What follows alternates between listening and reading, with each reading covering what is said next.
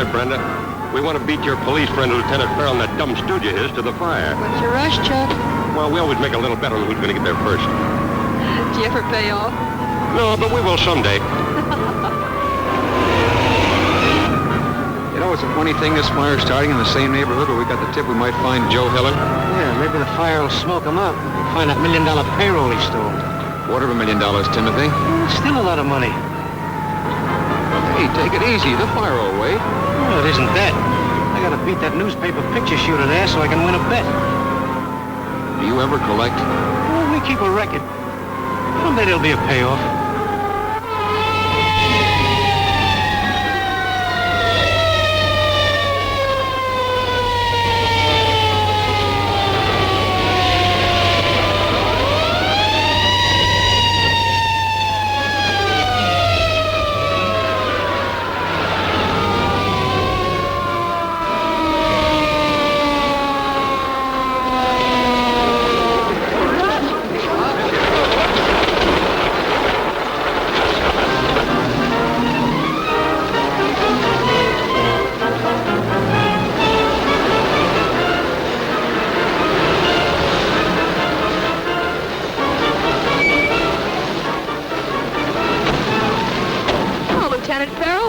Interest in fire. All the line of duty, Brenda. I thought you were detailed to find Joe Hiller, the payroll bandit. Who knows? Perhaps his money got hot and started this place. Well, Chuck, we beat you by a hair. Is that what I smell burning?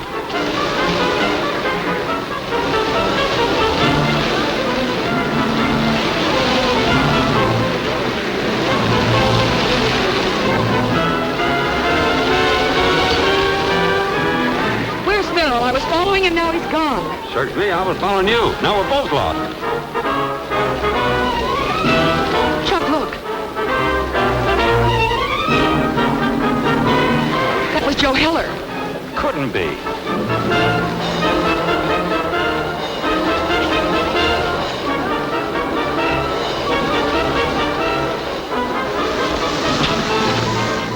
Why is it the whole nearest me is always the one that busts? Because you don't pay your debts, that's why.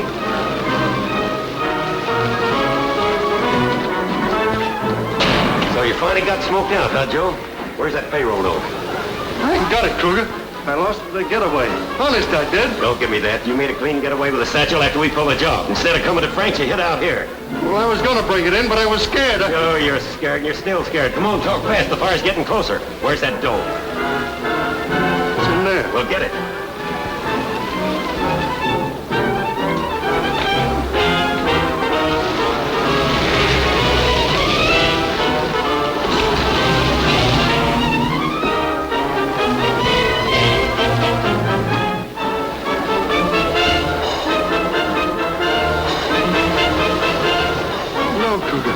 No. You got the dough, haven't you?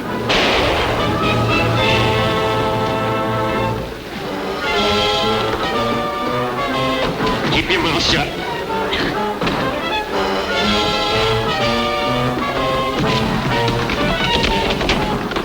Let me out of here! Let me out of here!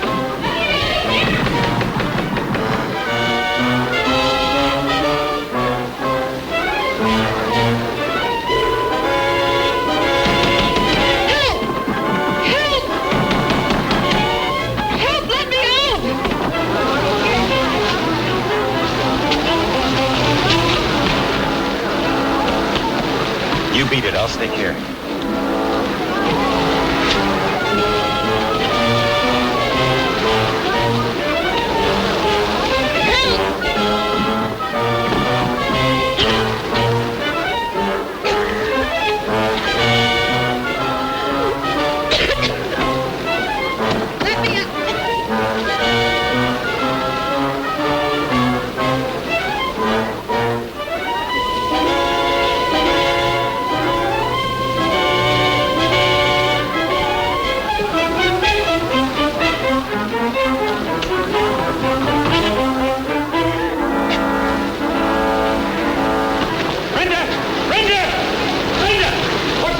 I just found Joe Hiller. Where? In here. Well, show me.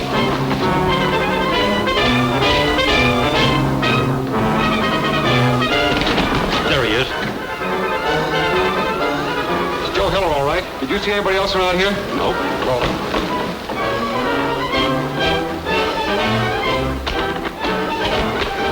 Brenda! why, Miss Starr, fancy meeting you here. Come over here and sit down.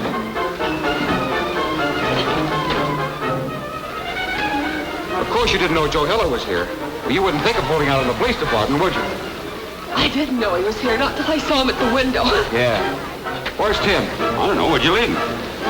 Oh, Tim! Tim!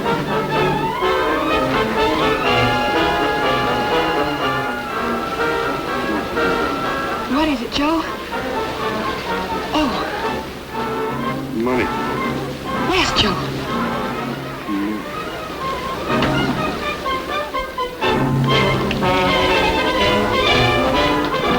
Give me a hand here, Tim.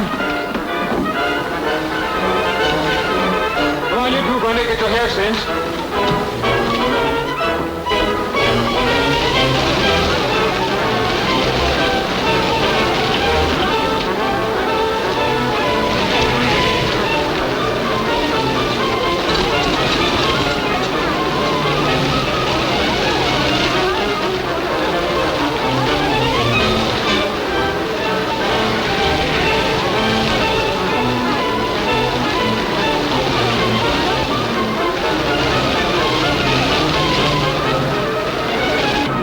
You get more shots. I'll get the dope on the file from the chief. Meet me at the car.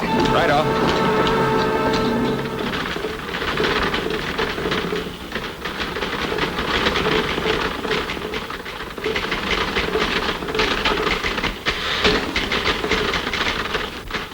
Did they find the $250,000 stolen in the payroll holdup? No, Mr. Walters, there was no trace of it. Maybe it burned in the fire.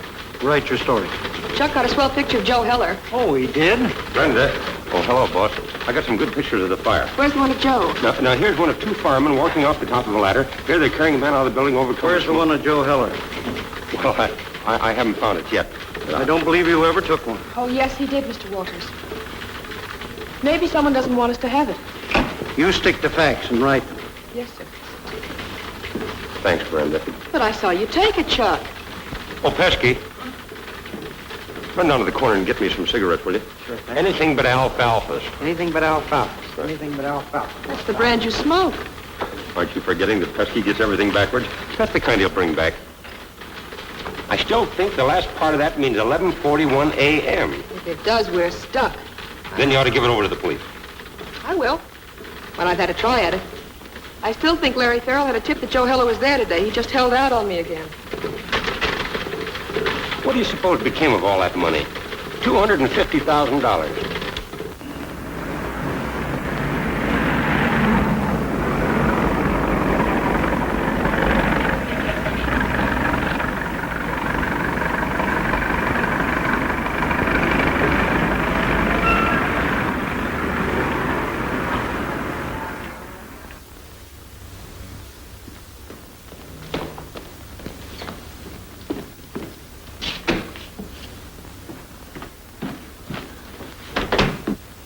Oh, I'll be right with you, Mr. Muller.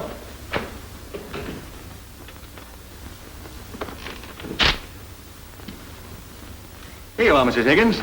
I think this will more than take care of it. Thank you, Mr. Smith. I've heard of your wonderful generosity, and this exceeds my fondest hopes. Well, it's for a good cause. I like to help people because people help me by coming to my establishment. I make a good living, and I'm always glad to share it with others less fortunate. Well, thank you, Mr. Smith, and I shall spread the word of your wonderful generosity. Thank you. Goodbye. Goodbye. Is that the payroll money? It's what Kruger gave me.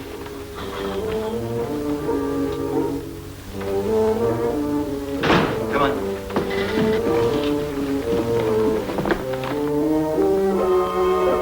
Must have been quite a fire, according to the police radio. It sure was. Joe was hiding out in a bomb-proof shelter, but the fire started, lucky for us, and smoked him out. Muller, did you open this? It was locked. I couldn't. I wouldn't have anyway. Say, you don't think... Skip it.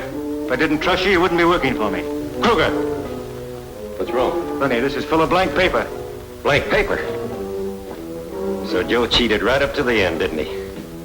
It's a good thing I stuck around, though, because that newspaper Lansdowne took a flash at Joe as they's taking him out. I don't see the harm in that.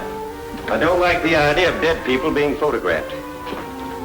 So you don't suppose he hid the money in the room? Well, he could have, but it's too bad if he did, because that building was on fire when I left. Say, that newspaper girl, Brenda Starr, was in there.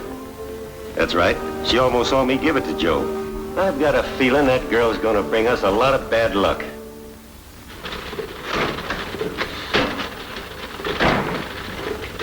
Here you go, Chuck. Oh, thanks, Pesky. See? Just like I didn't order. Alfalfas. Say, that's a good system. I'll remember that. Hello, Brenda Starr speaking.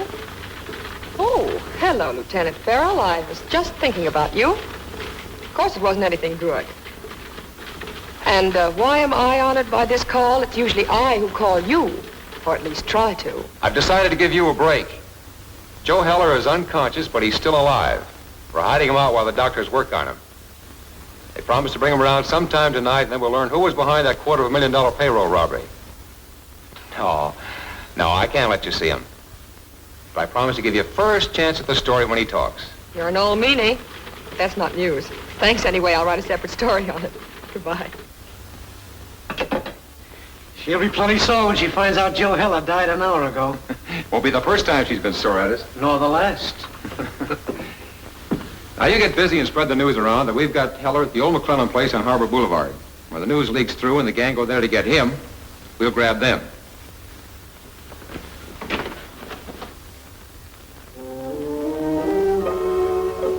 What's up?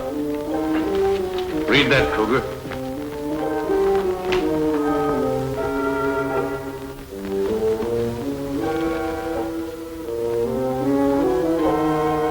That's a lot of malarkey. Why, Kruger? I know where I hit Joe Heller, and I know what happens to guys that get hit there. All the croakers in the world couldn't save him. But if that's the truth, then he'll spill everything he knows about us. But it's not the truth, I tell you. He's dead. How about that, Frank? Well, we leave it up to the big boss. He'll tell us later what to do. As he always does by radio. You're just wasting time. Maybe so. It isn't that I haven't any confidence in you, Kruger, but we've come this far by playing safe. That's the way the boss wants us to do. Now, you boys get busy and see if you can find a tip where they're hiding Joe. Just in case.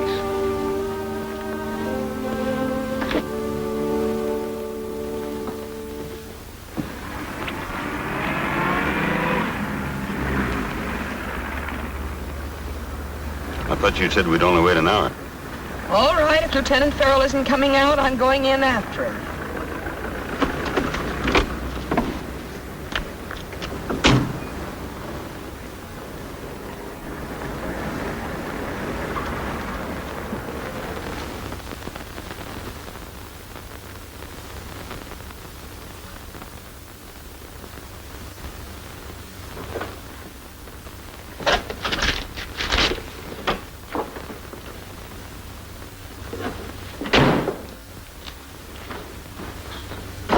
Where is he?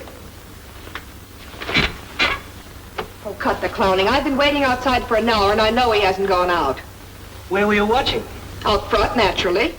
Oh, and you were going to follow him and find out where we're hiding Joe Heller. Oh, the lieutenant wouldn't like that. Where is he?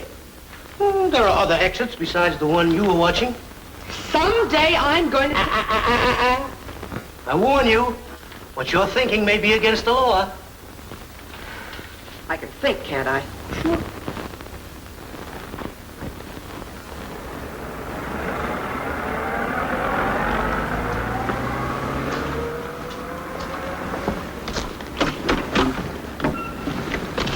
Sneaked out on us, huh? That's right. It's up to us now, Chuck. Tonight we'll have to find Joe Heller's hideout for ourselves. Let's go.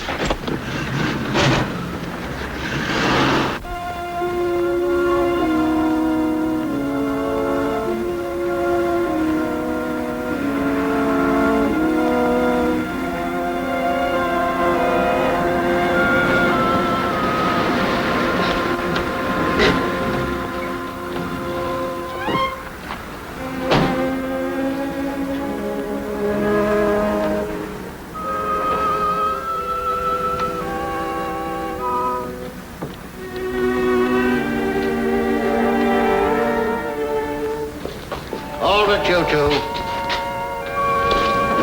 Oh, it's you. What's the idea, Charlie? Aren't we your friends? I didn't recognize you. You ought to. We helped you out of a couple of jams, remember? I don't forget. We were looking for you. Why? We want you to help us. How? We want to know where the cops are hiding Joe Heller. I'd like to know that myself. Could you find out? Maybe. Will you phone me at the office when you do? Maybe. Thanks, Charlie.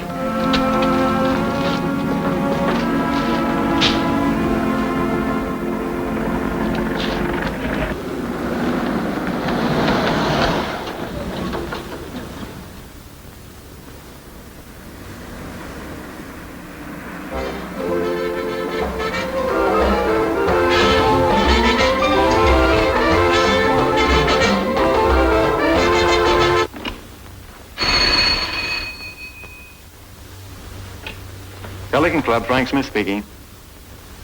Yes, Charlie. That newspaper girl, Brenda Starr, wants me to tell her where Joe Heller is. What about it? How can you tell her if you don't know yourself? But I do know.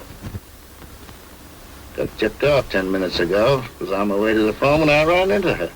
Oh, that's different. I'll have Schultz meet you in the usual place. Give him all the dope.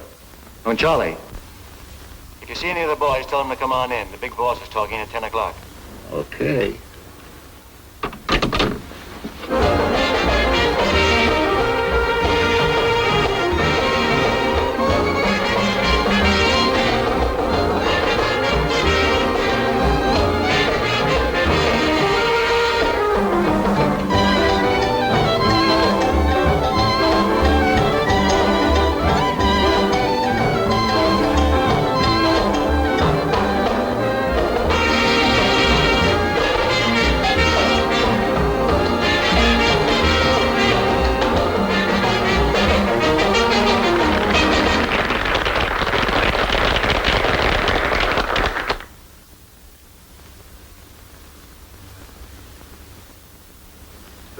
Figure it. The big boss doesn't want us to know who he is, so he talks to us by radio. Frank knows who he is. He sends his reports into him. Hey, Frank? No, there's another angle. If you don't know who he is, none of you will get the idea of knocking me off, taking over. That's not so dumb at that. Pipe down, here's the boss. Okay, boss, Frank speaking. Good evening. I trust you're all well tonight. If so, to business. First, we must find the payroll money. We need that $250,000 in our business. Next, I've enough confidence in Kruger to believe him when he says Joe Heller is dead. The tip-off as to where they're hiding him looks too planted, too much like a trap. I suggest to you, Frank, that you pass the tip on to the newspaper girl, Brenda Starr. She is smart and might easily be dangerous to us. Use your own judgment as to how to handle her. You boys are all doing a good job. You'll all be taken care of. Good night. He knows what time it is, all right. Sure he does. And he's right about that Star girl, too. She's dynamite. She's in with the cops. And there are too many honest policemen in this town to suit me. Schultz, go out and pick up Charlie again. Tell him to phone Brenda Starr in an hour and have him tip her off where they're holding Joe. You two pick up Jake and go out to the McClellan place. Now, here's what I got in mind. First,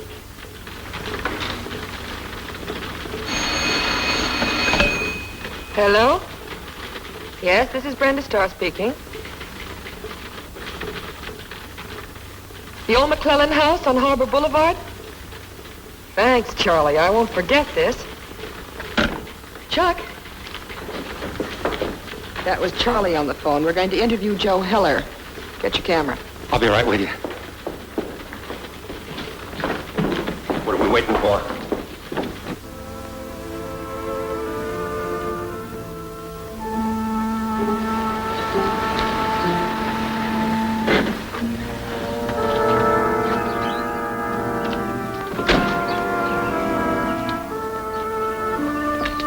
What are you stopping here for? It's still a long ways to the house. I know it is, but it's as close as I dare drive. Be quiet and follow me.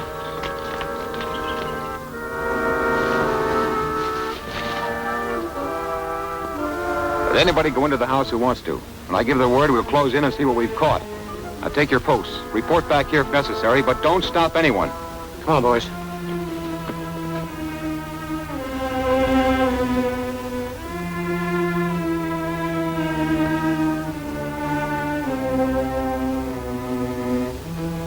Everything all set? Yeah. Newspaper snoopers won't know what hit them. We better get out of here. Why? The cops. They're watching the house the same as we are. Just the same, that Lieutenant Farrell is plenty smart. Forget it, will you?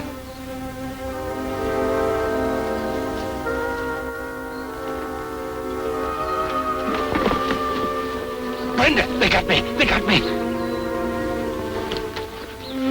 They didn't get much.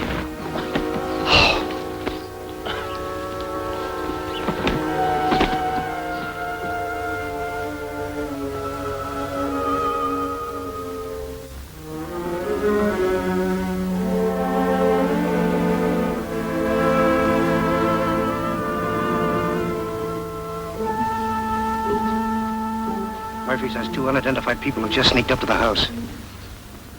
We'll wait for 15 minutes, then close in. Right.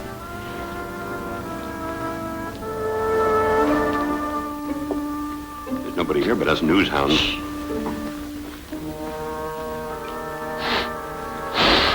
What are you doing, imitating a bloodhound? What's that funny stuff I smell? I smell it too. It's gas. Yes? Let's look in that other room.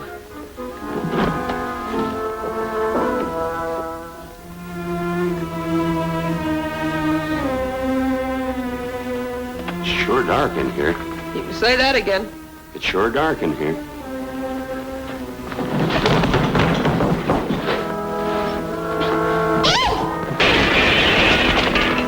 Brenda!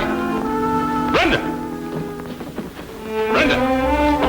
Brenda, what happened? Brenda, where are you?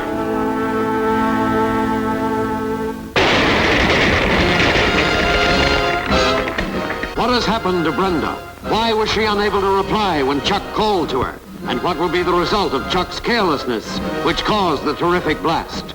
Don't miss The Blazing Trap, the second thrilling chapter of Brenda Starr, reporter, at this theater next week.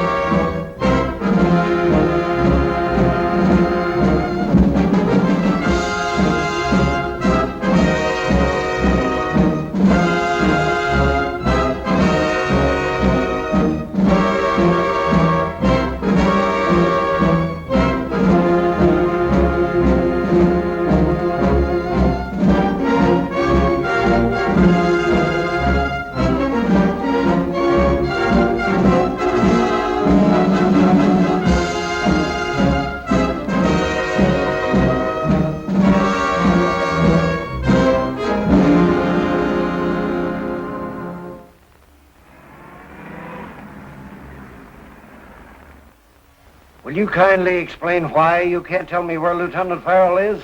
Sorry, that's the police department's business. Fine cooperation. This paper has consistently backed the department. I merely want to ask Lieutenant Farrell what's become of our reporter, Miss Starr. I'll connect you with the Missing Persons Bureau. That'll be about enough of your alleged comedy. Miss Starr is out risking her life to help you police find that stolen $250,000 payroll. You know, it was a pretty smart idea, the big boss, to use the police trap at the McClellan place to get rid of that nosy reporter. If it was a trap and Joe Heller really is dead.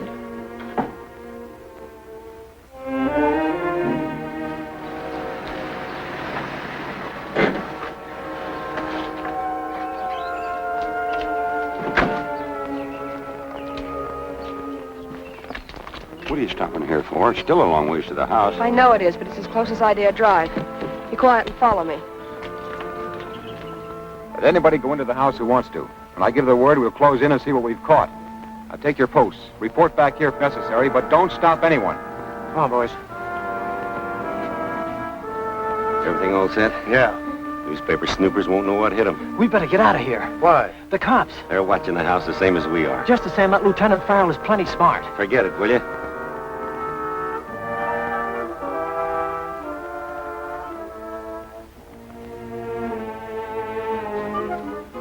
Murphy says 2 unidentified people have just sneaked up to the house. We'll wait for 15 minutes, then close in. Right. There's nobody here but us news hounds.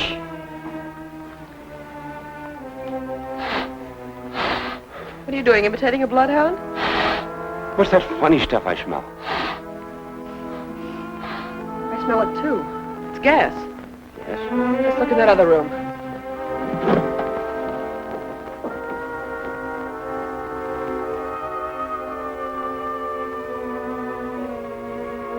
It's sure dark in here. You can say that again. It's sure dark in here.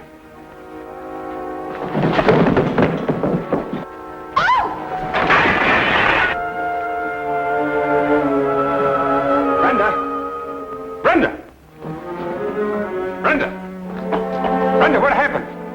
Brenda, where are you?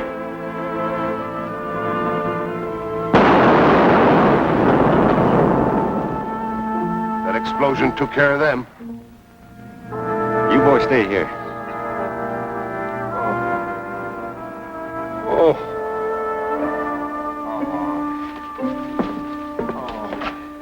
Take it easy, Lieutenant. You may not be quite dead enough.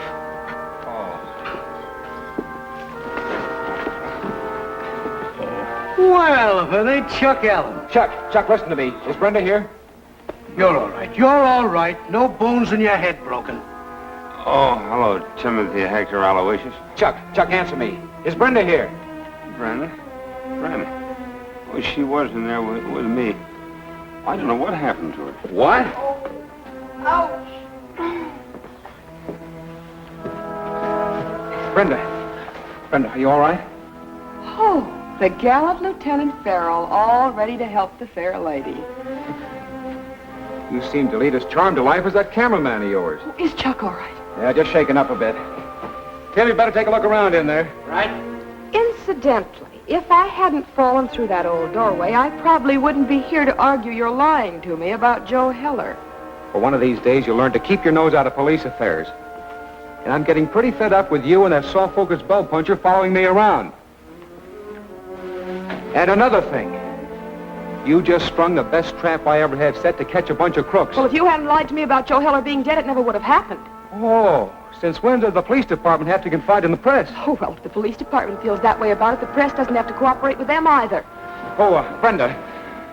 All right, so I lied to you. Joe Heller died in the ambulance right after we left you at the fire. But you still spoiled my chance to get his accomplices tonight. Oh, yes, a great chance. With that house so full of gas it would light up a city, they were laying for you. They just happened to get us instead. Oh, Lieutenant, would you like to have a picture taken at the scene of the crime that you didn't solve? Get out of here. Oh, Lieutenant! Lieutenant Farrell! Look what I found. Be careful, Tim. That might be a time bomb. Get rid of it. Yeah, throw it away, Tim. Throw it away. Throw it away. Big Chuck, get rid of it. I can't. It might explode. Throw it away. Oh, this explains why that house was full of gas. It was a time bomb, all right. Not made to explode, but to cause an explosion. Sure, did you see that burst of flame where that thing... Wait a minute. That thing couldn't have gone off twice, could it? No, I guess it couldn't. I'm going to take some pictures of the debris around here, Just Brenda. a minute. You didn't light a match, did you? No. But, gosh, it was awful dark in there, so I wanted to see where you were, so I... And you were scared out of your senses, what little you have left. Come on, Tim. Show me where you found this thing.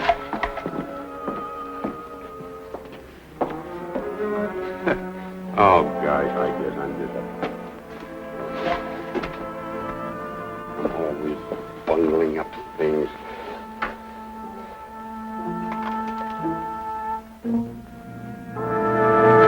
Brenda! Lieutenant Farrell!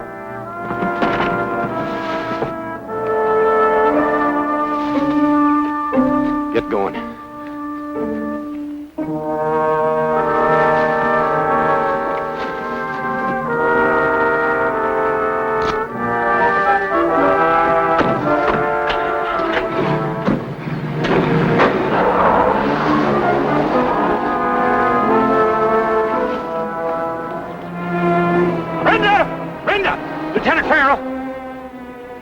What is it, Chuck? 3 men just drove away from here, but I think I got a good picture of one of them. Oh, good.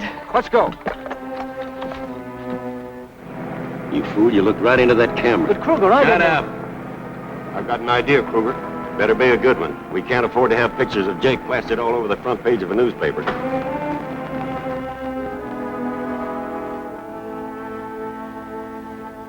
I'd say this is the best news story and picture of the year. I'd say that too. Hey, Pop. I mean, Mr. Walters.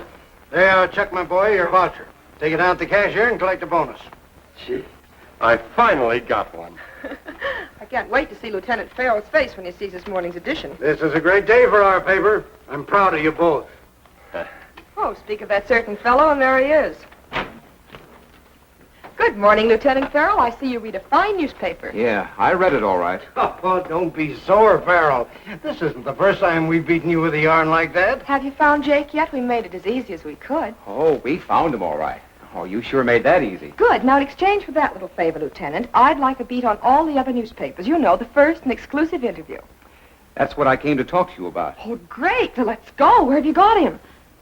In the morgue. You're kidding. Whoever shot him wasn't kidding. Did it ever occur to you, brainstormers, that Jake's life wouldn't be worth a plug nickel 5 minutes after that picture of him hit the streets? But, Larry, Oh, I hate to keep repeating this, but if you'd stick to printing the news instead of trying to make it, we'd all be better off. And that goes for you, too. Just a minute, Mr. Allen. Well, I almost had one anyhow. Yes, almost. A word of caution to you two. The next time a mysterious tip is phoned in, don't go dashing out into a trap. Mr. Walters, what happens if we pass the tip up and miss a great news story? Miss Starr, what I am trying to do in my quaint way is to prolong your period of usefulness to this newspaper. That is all. Chuck, I have a hunch that this paper, Joe Heller, and those pictures all tie in together. Yeah, but prove it.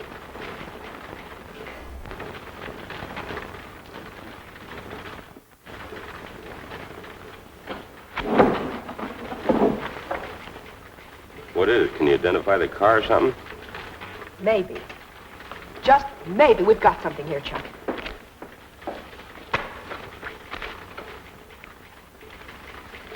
Blow up that marked section as large as you can. Big as a desk, if possible. Won't get it, but here goes.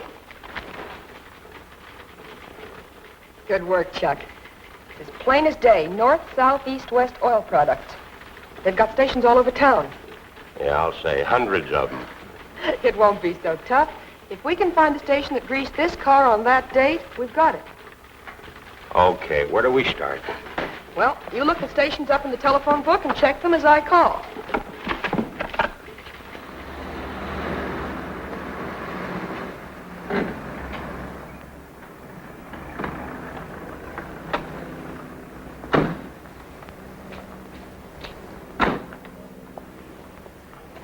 How do you do? I'm Brenda Starr. I called you on the phone. Oh, yes, Miss Starr. I have the tags right here. Now, I did several lube and grease jobs on that date, but this is the only one that corresponds with the mileage you gave me. That's the one. Who owns the car? Well, that belongs to Miss Vera Harvey. She's a singer at the Pelican Club about 3 blocks down. I hear the echoing of every song the night was singing. I hear music in my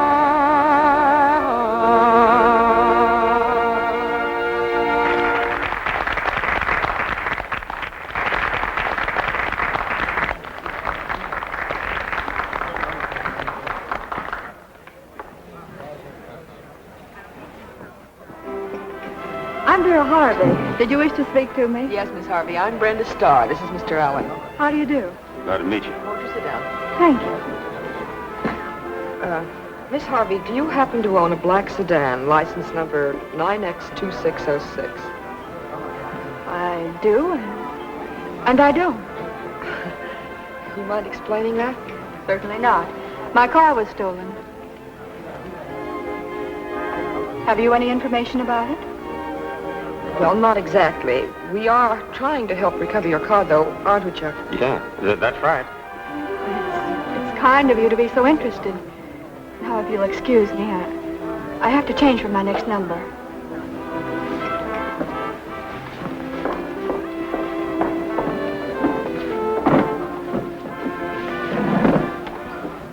Oh, sit down, Vera. There's nothing to worry about. That's what you think. Look, Frank, how did that Snoopy newspaper woman get the license number of my car? I don't know, but it won't do her any good. I reported the car stolen as soon as Kruger wrote it back. Everything's covered. You had the picture of Jake covered, too. So you thought. Now, look, Vera. They'll never find your car. Time for the big boss. Okay, boss, ready. For the time being, I think it would be wise to keep the newspaper woman alive. She may be able to tell us something about the $250,000. Remember, she did talk to Joe Heller before he died. Brenda Starr is looking for Vera's car. Perhaps you can help her find it, Frank. That is all. But you just said they'd never find my car. They won't, I promise you that. Now go on back to work. Go. Okay.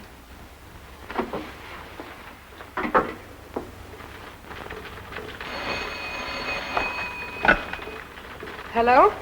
Yes, this is Brenda Starr speaking. Why, of course I remember you. Vera Harvey, who sings at the Pelican Club?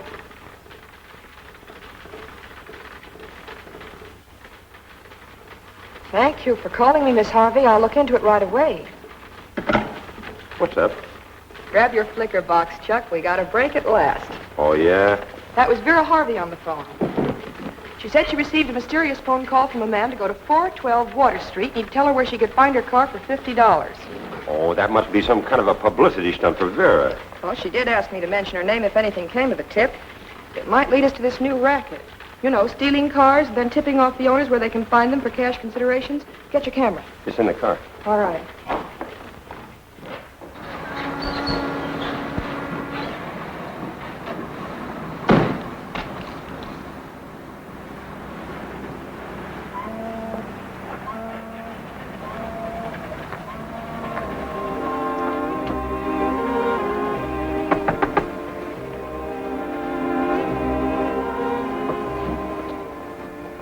Are you the man who was waiting to see me about a car? Are you Vera Harvey? That's who you're expecting, isn't it?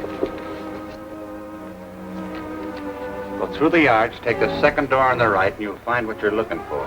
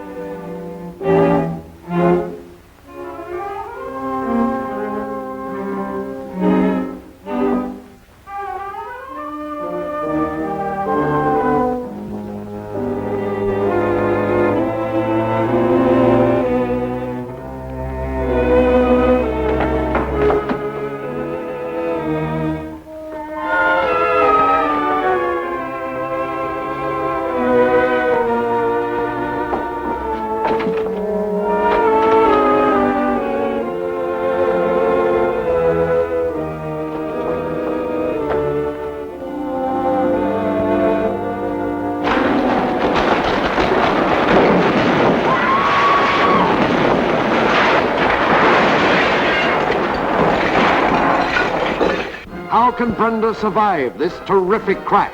How can Chuck help her with two murderous gunmen closing in on her? And what will happen even if she comes out of the wreckage alive?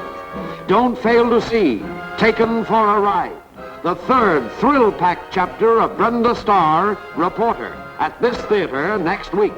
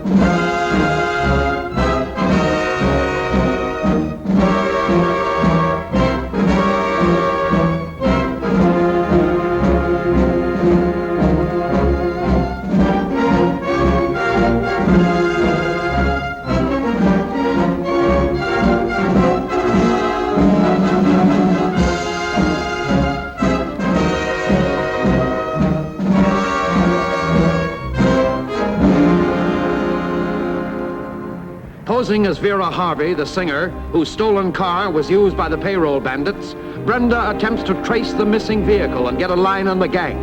Unaware that she's being led into a trap, Brenda follows instructions which lead her to a deserted warehouse. Chuck is covering her.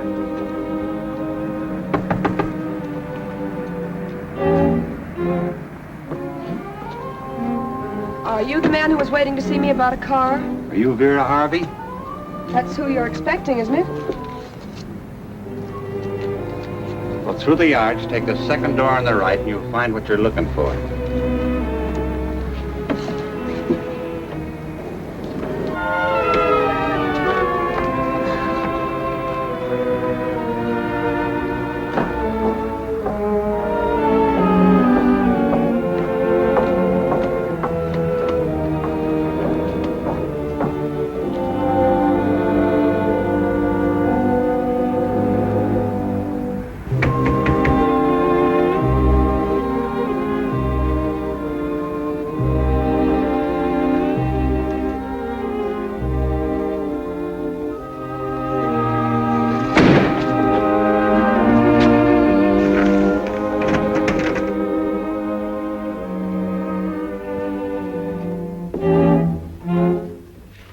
Well, that does it. Pesky can't even remember his own name correctly.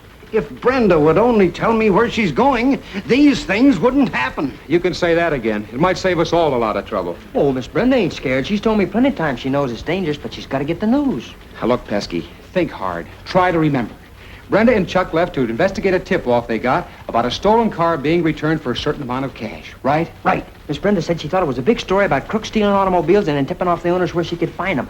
Boy, was she excited. You know what? Yes, we know all that, but where did she go? Well, now, wait a minute. Let me see.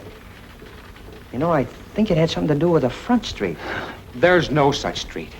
Now, Pesky, open up that thick skull of yours. Let's try again. Let me see now. You know, I think the name of that street had something to do with being all wet. All wet? Oh, it couldn't be Water Street, could it? Yeah, that's it. Water Street, number 214. 214 Water Street. Are you sure about that number? Well, of course I am. 214 Water Street. Yeah. That would be 412 Water Street if I know you at all. And when you find Brenda and Chuck, send them back here at once so I can fire them. I'll help you. Say, how about a bonus, Pop?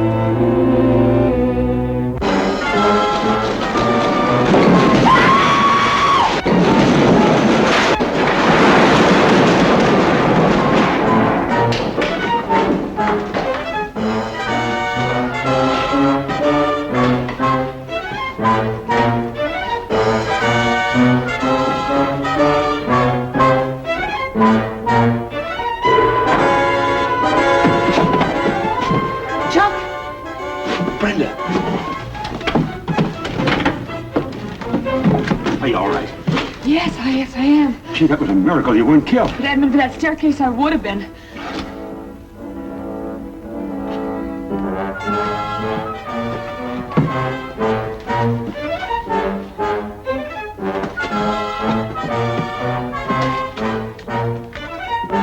position of Brenda's car tells me she's somewhere in this block. Better radio in for more cars. We'll throw a blockade around the neighborhood.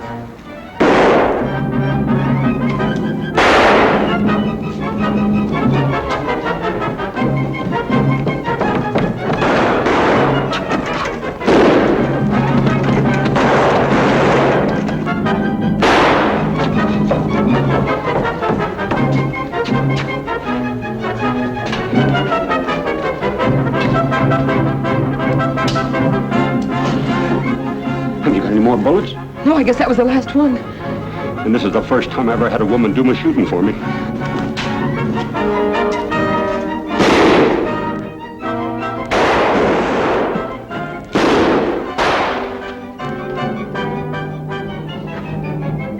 It's Larry and Tim. And this is the first time I was ever glad to see that guy.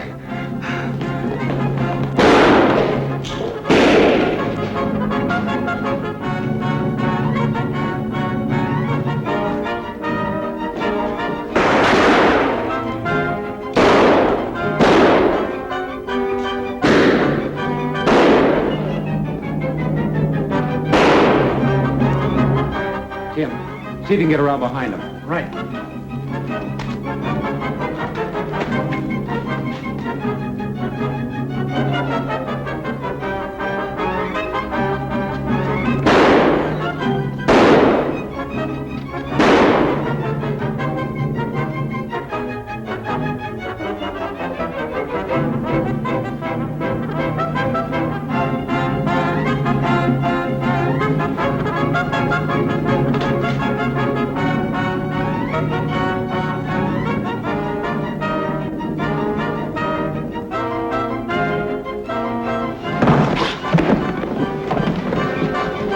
I got him! I got him! I got him! I got him! Good work, Chuck. Pull the tarp off of him. Boy, did I get him. Oh, what a big help you are. Oh, my head! Oh, gee whiz, Timothy, I'm sorry. I didn't know it was you. Oh, that's all right. So you're the dumbbell who slugged me. Now, wait a minute, Tim. Don't lose your Stop temper. that fighting. I've got more important business to tend to. Now, see? Well, Whatever you've got to say, you can keep it. what's this all about? Come on. All right. Vera Harvey called me. She said she got a mysterious phone call that her car was here. So you're a newspaper reporter, and you fell for an old gag like that? Look, child, that one smells a mile away. Did it ever occur to you that actors and entertainers are always trying to pull some gag for free publicity? This wasn't a publicity gag, Larry. Two mugs thought I was Vera Harvey and tried to kill me, didn't they? Ah, you just happened to run into a bad neighborhood, that's all. All right, you believe your little publicity story. I'm going to run this thing down. One of two things has happened. Either I ran into a racket where they tip off owners of stolen cars, or Vera Harvey isn't just a bird in a gilded cage. Well, what do you know? Brenda Starr, the great detective. Oh, I can see the headlines now. Reporter nabs gang operating stolen car racket. Very funny, Mr. Farrell. Well, the police commissioner won't find it so funny when he finds his lieutenants letting the press clean this thing up for him. I'm going to let you in on a little secret. You should have called Papa before coming down here looking for stolen cars. So you could drive me over with the sirens blasting, huh? No, we found Vera Harvey's car about an hour ago. And now what have you got to say?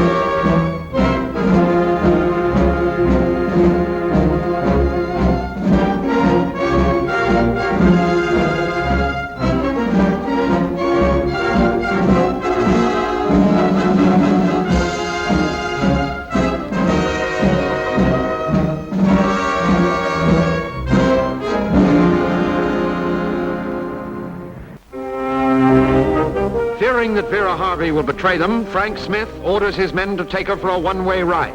Vera manages to phone Brenda, so the daring girl reporter hides in the car in which Vera is being carried away. Chuck is shocked to see her in the trunk of the getaway car. Knowing she is in deadly peril, Chuck gives chase, forces the bandit car off the road, and with Brenda helpless in the trunk,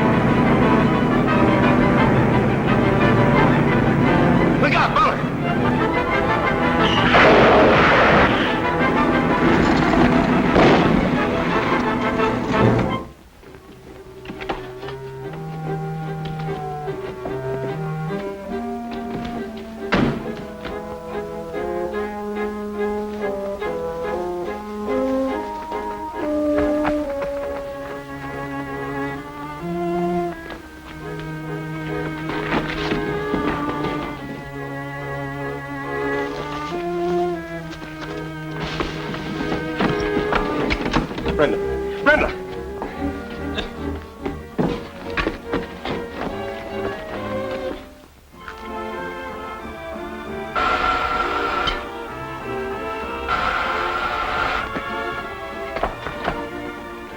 Good evening, Miss Braze. Good evening, Lieutenant Farrell and Mr. Brown. Hello. Won't you just call me a Bertha?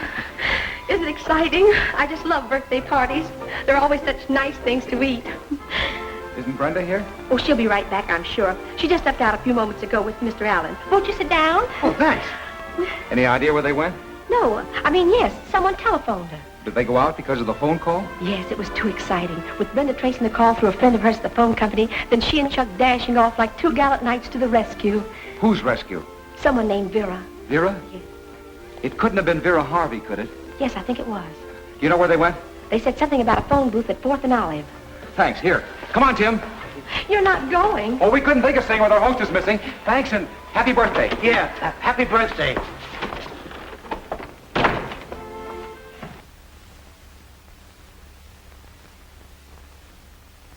Schultz, turn on the police broadcast. Vera ought to be needing some help by now.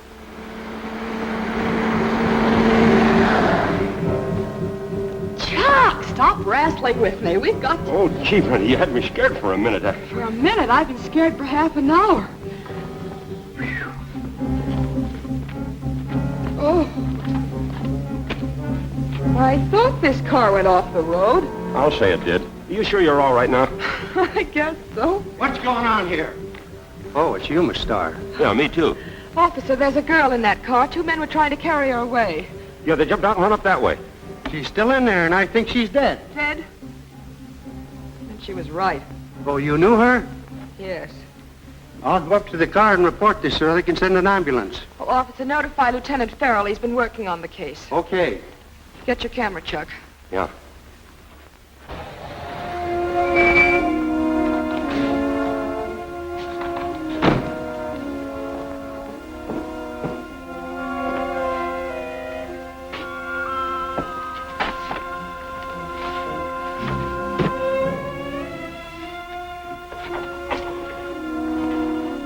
car previously reported stolen, but has been recovered. Car is off-road on Side Hill in Ridge Park. Car 43, meet 42, there. Lieutenant! Lieutenant Farrell! Oh, Lieutenant! Yes, Tim. Car with the same license as Vera Harvey's is off the road in Ridge Park.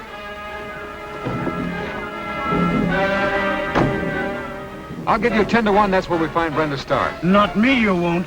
I'm not taking any short end of a sure thing. Let's go.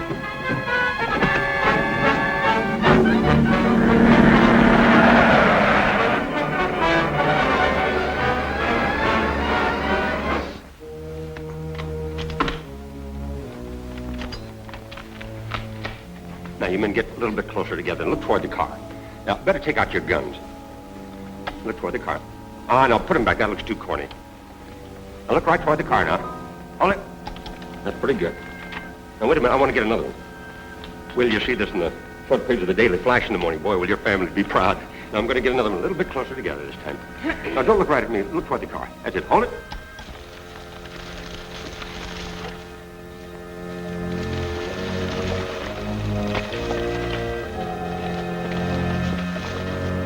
Boys, be sure you give Chuck your names before you leave. Mine's Smythe with a Y and E.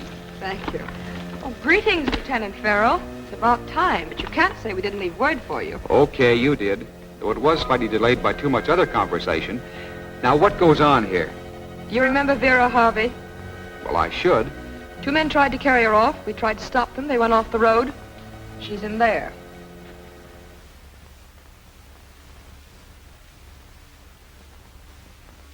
Poor Vera. She had a fatal accident in her car. Oh, well, that's too bad.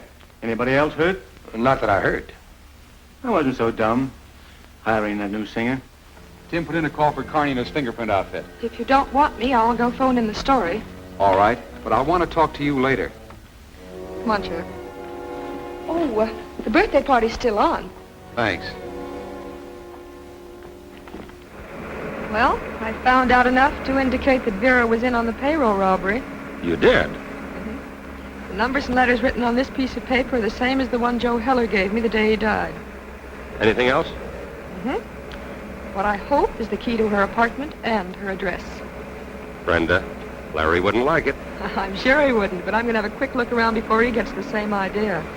All I can see ahead for us is 30 days. You won't have to come if you're afraid. Oh, you know better than that. It's just that now and then I get a relapse of the good sense I used to enjoy before I got into this crazy racket. Yeah, it's about time we were hearing from Kruger and Willa. Maybe they got banged up or pinched. Thanks for the encouragement. More than likely they stepped at the bar for a drink. They've been known to.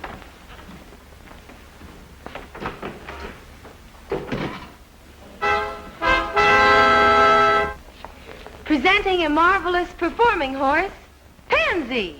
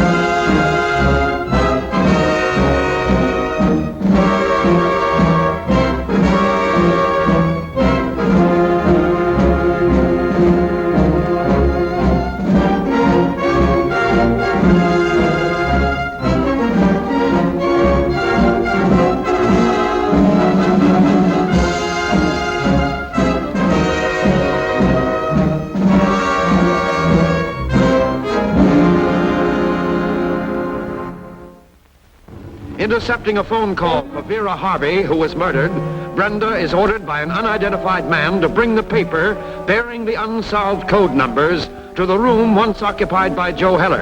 As she and Chuck enter the dark tenement where Joe was killed... Why didn't you come alone? You didn't tell me to. I thought you had better sense. Did you bring what we were talking about? Why, yes. Well, where is it? It's right here. But first I want to see if you're the person I think you are. Never mind that. Hand it over. I can't see you. I'm here in the closet. Take a step forward. Your bodyguard can stay where he is. He's not my bodyguard. Hey. I don't believe you're Vera.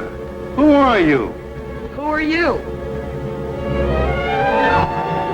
Joe Heller!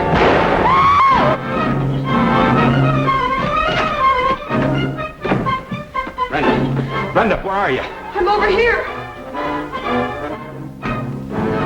Chuck, are you all right? Yeah, but I was sure worried about you. Oh, I'm okay, but I lost about 10 pounds.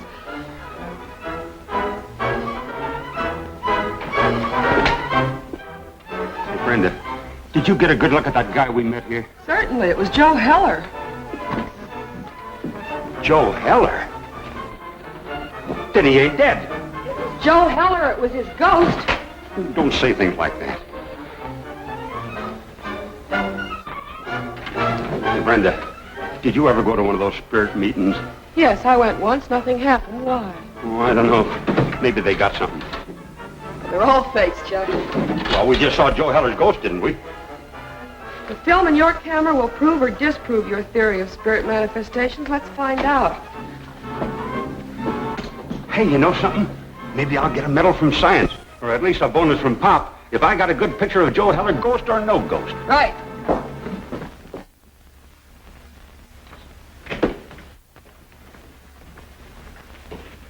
Well, Let's go in there. Schultz, take over for me. All right.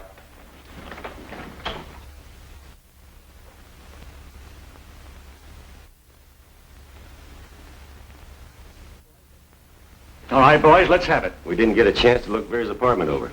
Cops got there about the same time we did. Were you seen by the police? No, that is, they never got a good look at us. Thanks, Sir Bertha. And if you hear from Brenda, call my office at once. What? Yes, I'm sure the dinner was excellent. Oh, now don't worry about that. We're glad you had enough. Goodbye. Now, Bertha told me she ate all of the birthday dinner. But if we come by later, she'd be glad to scramble us some eggs. Oh, I can get scrambled eggs in any beanery. I kind of had my tongue shopping for some of that home cooking. Actually, you accomplished nothing. You came back here with no definite answers. I wanted you to find out whether there was anything in Vera's apartment that would tip the police off to us. All right, see if you can get this. Go to a public phone and call Vera's apartment. If the police are still there, they'll answer. And let me know what happens.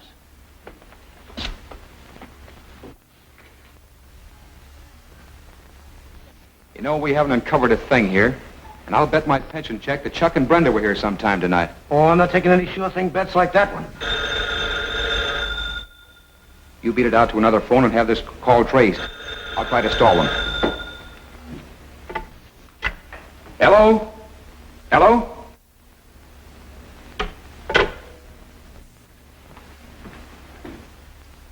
Wait till Pop Walters gets a gander at this picture. Not to mention Lieutenant Farrell. Larry will be delighted. And I'm going to make a little bet with Tim, too, that Joe Heller ain't dead. Chuck Allen, you're positively dishonest. Well, he's hooked me on a couple of short bets. Come on, little negative, come up nice and sharp for Papa Chuck.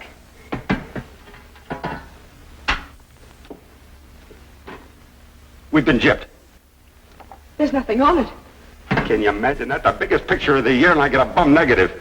Oh, darling, maybe it wasn't a bum negative. Maybe you moved. Yeah, I guess I did. But can you blame me with a guy in the dark you can't see pumping bullets in your direction? Of course I can't. It's all right. I love you just the same. Come on. Gosh. Maybe we don't live right. Everything bad happens to us. We'll never make Larry Farrell believe us now. We couldn't convince him even if we had a picture. Convince me of what? Oh, good evening, Mr. Farrell. Do come in. Don't you know it's impolite to sneak up behind people and scream in their ear? Aren't you a little touchy tonight? What were you going to prove to me? We saw Joe Heller a little while ago. Hey, this is serious. Young lady, you need a doctor. You see what I mean? Listen, we either saw Joe Heller or his ghost. Boy, you've got it bad. All right. I knew you wouldn't believe us, but this is the biggest story yet. We not only saw Joe Heller, he shot at us. Oh, something new has been added. Now ghosts carry guns. Yeah? Just a minute, my little ghost chaser. I want to talk to you. Not so fast, cuckoo. Listen, Timothy, one more smart crack like that and I'll run you down the street so fast people will see the bottom of your feet so often they'll think you're laying down. All right. But before they assign you to a nice, cute little padded cell, let's get our accounts straight. You mean you want to settle up our debts? Right. However, you'll never make enough money to pay all you owe me. Now, be sensible, Brenda. Come on now, tell me the truth. Look, Larry, I'm a newspaper woman. I deal in realities because I haven't got time for anything else. Do you think I'd cook up a cock and bull story about Joe Heller being alive if I hadn't seen him? I know. Brenda, I saw Joe Heller's body placed in Potter's Field. All right, he has a double. Now, play fair. You owe me $10? Goes down on the list. Now comes the famous Evans kidnapping case. I want to see that. You remember that? We bet $25 on that one. Okay, put it down. 25 bucks. I'm beginning to think there might be something in what you say. You lieutenants are getting smarter every minute. But whether you believe me or not, I'm going to write a story that'll crack this town wide open. There's only one answer to this thing. Either Joe Heller has a double or... Or a twin brother. Do you know such a person? No, but it won't be hard to find out. You bet it won't be hard to find out. When this hits the front page, something's going to happen that'll crack this case.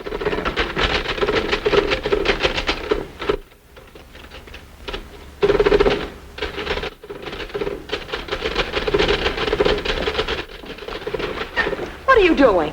You're not going to write this story, Brenda. Oh, I'm not going to write this story. No, you're not. Let's be sensible about the thing. If you were to print this story, the man we're looking for would only disappear further into the underworld. We won't put anything in the paper about it. But I'll spread the news around that you and Chuck saw such a person, and that you did get a picture of him. Then we'll say that the police department, well, they won't let you publish the story nor the picture, till I grab the guy. Get it? Well, it has possibilities, but suppose the man doesn't fall for it. Look, Brenda, I've been handling crooks for years. There's nothing they fear more than the thought that maybe the police department knows a little bit more than they let on to know. I'll have to admit you've got something there. Of course, it's the only way to smoke the guy out.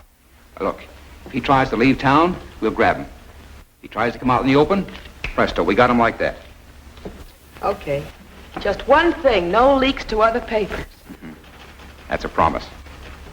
What do you mean, Tim? You added it up yourself. This machine's no good. Look, I get a grand total of $6,032,486,708.02. Yeah, that's what you get, all right. But, Tim, you added it up yourself.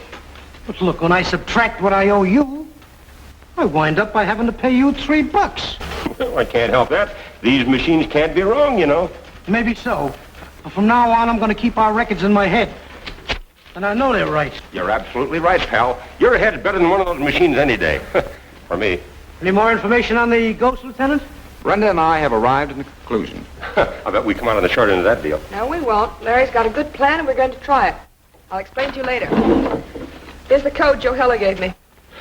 Brenda, you're not going to let him... Believe it or not, Chuck, Miss Starr has turned over a new leaf. From now on, she's working hand in hand with the police department. Oh, this sounds like a fairy tale. This is a strange thing. I've tried every combination I could think of, and it still means nothing to me. Well, it means nothing to me either. But you can bet your sweet life it meant something to Joe Heller, or whoever was trying to get it away from you. I'll put our code expert to work on it. Oh, remember now, Brenda, and you too, Chuck. From now on, we're playing our little game with new rules. I agree. No holding out on each other. Me too. Anything that Brenda says is all right. Promise? I promise. Uh-oh. Put your hands out in front of you. Come on. Now, no finger crossing. Now, say it again like a nice little girl. I promise. Good. With that attitude, we're sure to get someplace. Come on, Timothy. Chuck Allen, you're cheating. Oh, I am not. You trust Larry, don't you? Well, I trust him, too. Now, that's fair, ain't it? How far can you throw a piano?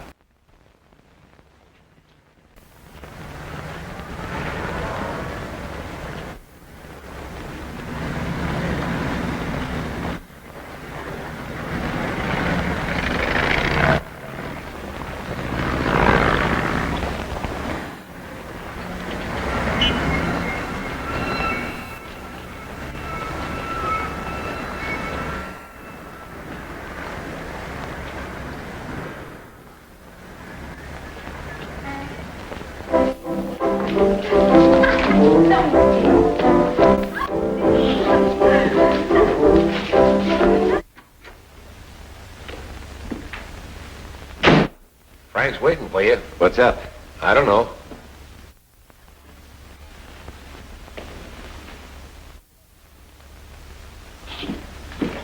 Well, it's about time you got here. We hurried over just as soon as we got your... Never mind that. I'll get this, you two. I just had a tip that Brenda Starr and her photographer met a man they believe to be Joe Heller. And that isn't all. They claim to have taken a picture of Joe.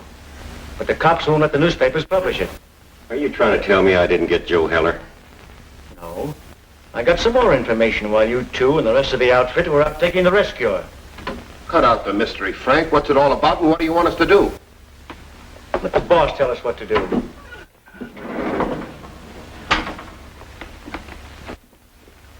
Hello, boss. This is Frank. I have some important news. The man seen by Brenda Starr was Joe Heller's twin brother. His name is Lou. Lou knew about Vera Harvey and was trying to work with her. Unfortunately for Lou, Vera took a vacation before they had a chance to talk very much. Then, Lou tried to contact Brenda Starr. Possibly Lou thinks that what little information he has pieced together with what the Starr girl knows will lead them to the hidden loot. The police will locate Lou Heller through the pictures they have of him. We have one sure way of keeping the police from getting the Lou Heller before we do. Make a contact with Brenda Starr. Lead her to believe that she can meet Lou Heller. Frank will arrange the details. Is that all? That is all, except work fast and surely. I will not tolerate any mistakes. I don't like to disagree with the big boss, Frank, but Brenda Starr won't fall for that. Why, she'll have the whole police department with her if we try to trap her again. I agree to that. You're forgetting one thing. Brenda Starr's desire to beat the police to a story all the time. Give us the details. Now, this time it's got to click. Now, are you sure you know what we want, Pesky? What do you think I am, a dope?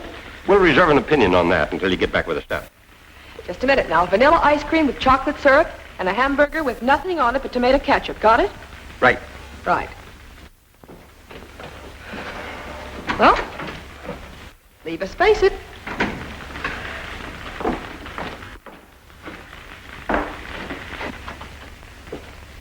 Well, so you finally decided to honor me with your presence. Honest, Pop. I mean, Mr. Waters, we heard right over... I'm not interested in that. Miss Starr, will you kindly enlighten me as to why you made a deal with the police department to kill a story without first consulting the editor of this newspaper? I thought that was what you wanted. I'll tell you what I want, Miss Starr. Mr. Walters. Now, please, may I get a word in before you tell me what to do? Try and understand, Miss Starr, and you also, Mr. Allen, that I am running this newspaper. Or am I? Mr. Walters, you asked me to cooperate with the police department and especially with Lieutenant Farrell. I only do what I'm ordered. That's right, Mr. Walters. But we missed the biggest yarn of the year. But I was only doing what I was told to do. Well, that'll be all. Let me know the minute something breaks. If it does. Oh, sure, Mr. Walters. You know us. Yes, I know you. Both of you.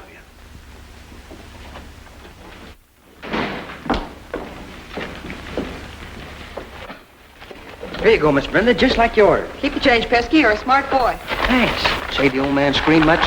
Oh, no more than usual. I knew it. So you're a pretty smart boy, huh, Pesky? You bet. Something wrong? Pesky, dear, would you like to share some of the refreshments you brought us? Well, sure, but I got it for you and Chuck. Oh, but we'd be delighted to share it with you. Uh-huh, you can have some of mine, too. A nice hamburger with chocolate syrup all over it. And some delicious ice cream with tomato ketchup on it. Now, sit down. You eat it. Hello? Yes, this is Brenda Starr speaking. I appreciate you not taking that picture of me, Miss Starr. And I'd like to meet you again. Yes? Yes? I'll do just as you say, but... Come on, Gib, what is it?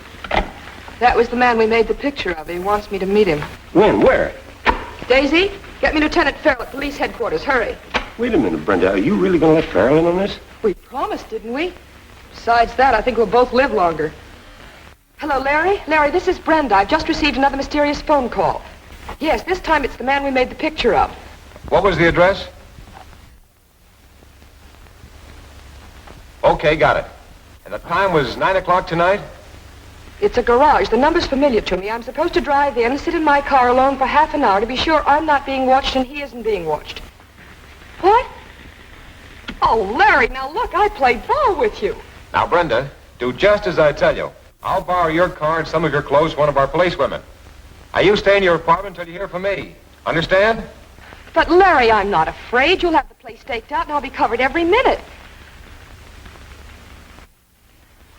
Okay. But you call me the minute something happens at that address, will you? Gee, Brenda, you sure we're not missing out on something? I'm going to trust Larry this time, but if he doesn't keep his word, if we don't get the beat on all the other papers, so help me, I'll get even with him. The suspense will kill me. Imagine sitting around here waiting for that phone call to come in. Brenda, I don't think I can stand it. You're going to have to stand it, Chuck. Oh, I'm sick. Maybe this will teach you a lesson. That mixture will either cure him or kill him.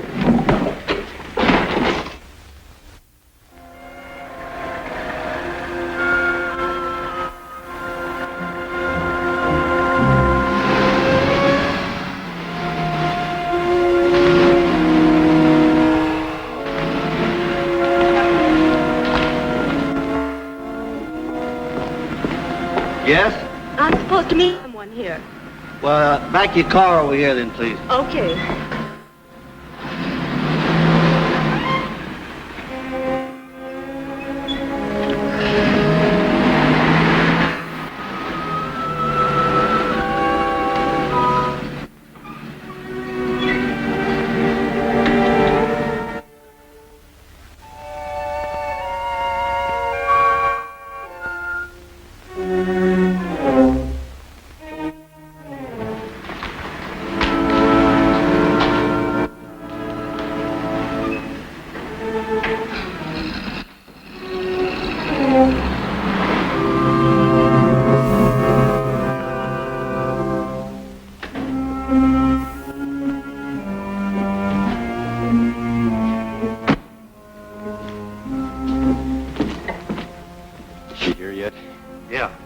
Parked up at the other end. Cops.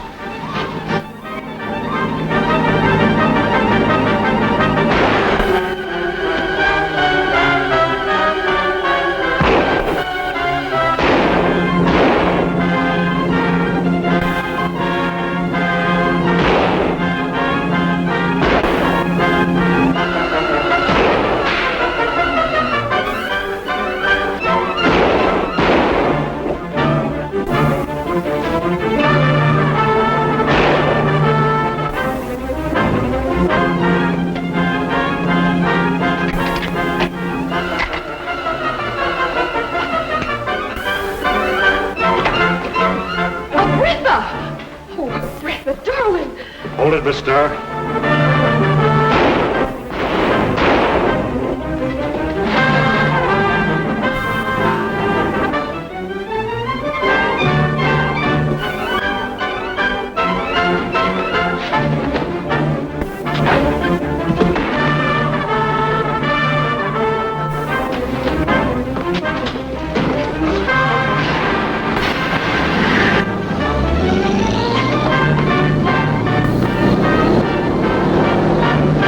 Stroke of fate can stop the onrushing murderous car?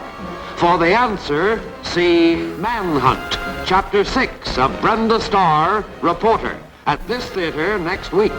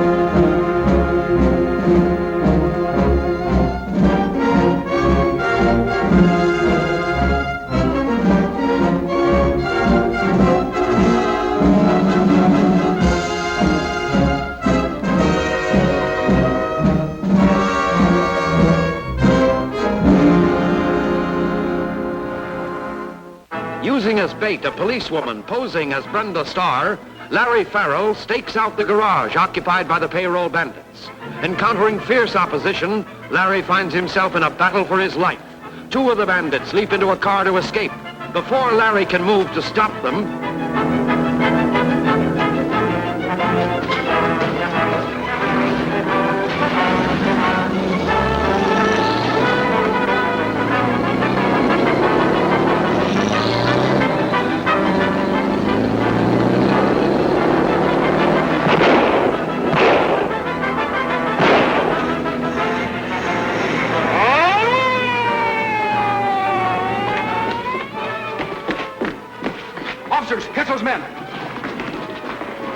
Tim, get the car ready. Right.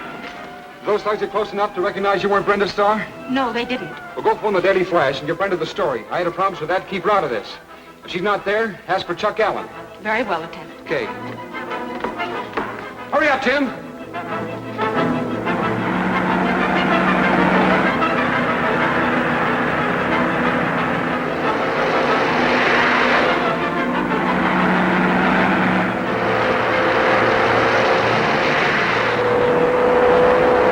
Heading south. Notify all cars. Check.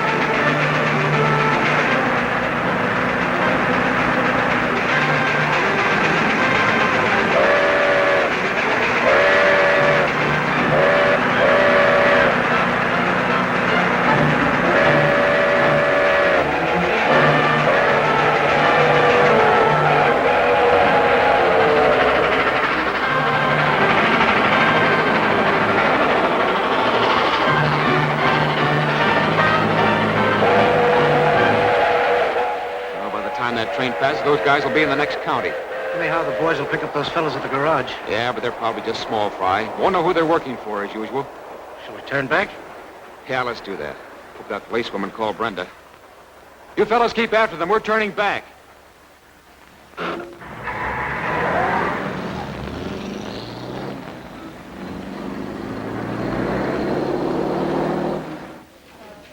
Just a minute. It's for you, Mr. Allen. I mean Chuck. Chuck Allen in person. No. No, Brenda's gone home some time ago. Oh, don't bother. I'll call her there. Thanks. Hey, Daisy, get Miss Starr for me at her home. Just what is it you want? That paper with the numbers and letters on it. But I don't know where that is. I haven't got it, honestly. Quit stalling or I'll... Don't answer it. Yeah, maybe you better. But be careful what you say. Hello? Oh, hello, Chuck. They caught some mugs over at that garage where you were supposed to go, and they want you to come over and identify them and get the story. No, you mustn't come over here now. Be a good boy and obey orders like Pesky does. Huh? I said be a good boy and obey orders like Pesky does. Don't come over here now. Hello?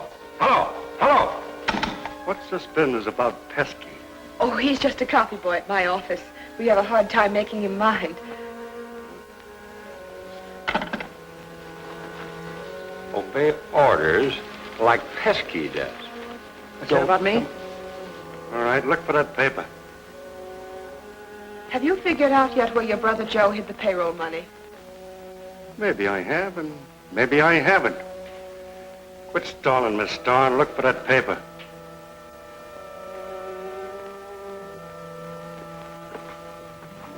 Obey orders like Pesky does. Don't. Hey, you sure you feel all right? Maybe I better get a doctor or something, huh?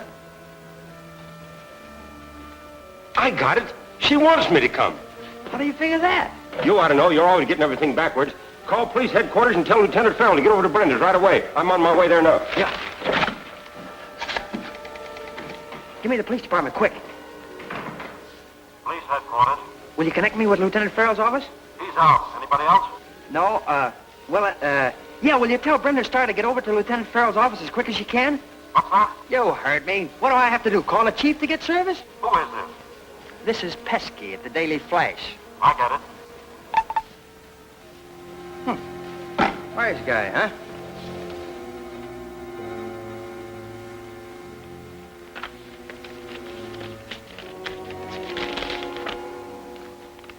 This ain't it, and you know it. I'm warning you, Miss Starr. Stalling's dangerous for both of I'm us. just trying to think. Maybe I did leave it at my office. You wouldn't forget anything as important as this. Come on, keep looking.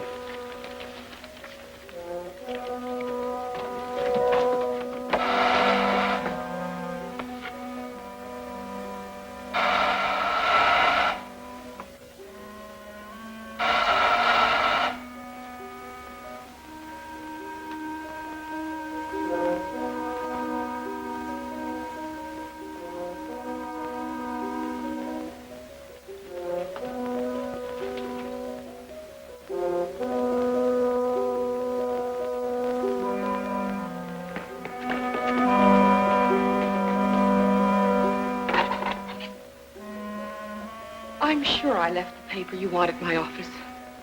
Maybe I'll take you there to get it. That would take some doing, Mr. Lou Heller. Why?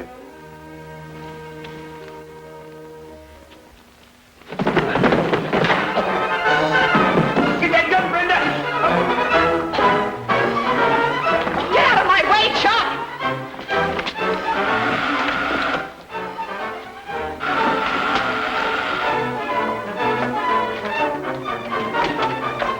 Quick, Lou Heller just went out that window. Tim, cover the outside. Right.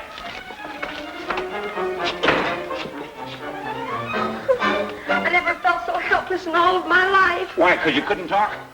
This is Lieutenant Farrell. Have all available cars come to the vicinity of 121 Park Drive. Plan K. Look for a man of Lou Heller's description. That's right.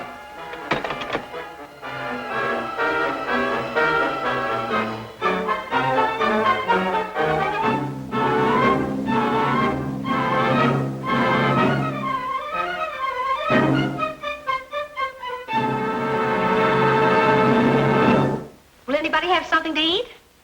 Eat? Oh, lead me to it. Larry, Lou Heller wanted that paper I gave you. The one we think tells where the $250,000 payroll is hidden. Oh, I haven't been able to decode it yet. Neither have I. After this, you better have a police escort. Oh, no, that would cramp my style. I can go for a police escort if he's good looking. What's the matter with the cameraman? Larry, can I use this story? Why not? It's your own story. But I've got to catch Lou Heller. Thanks.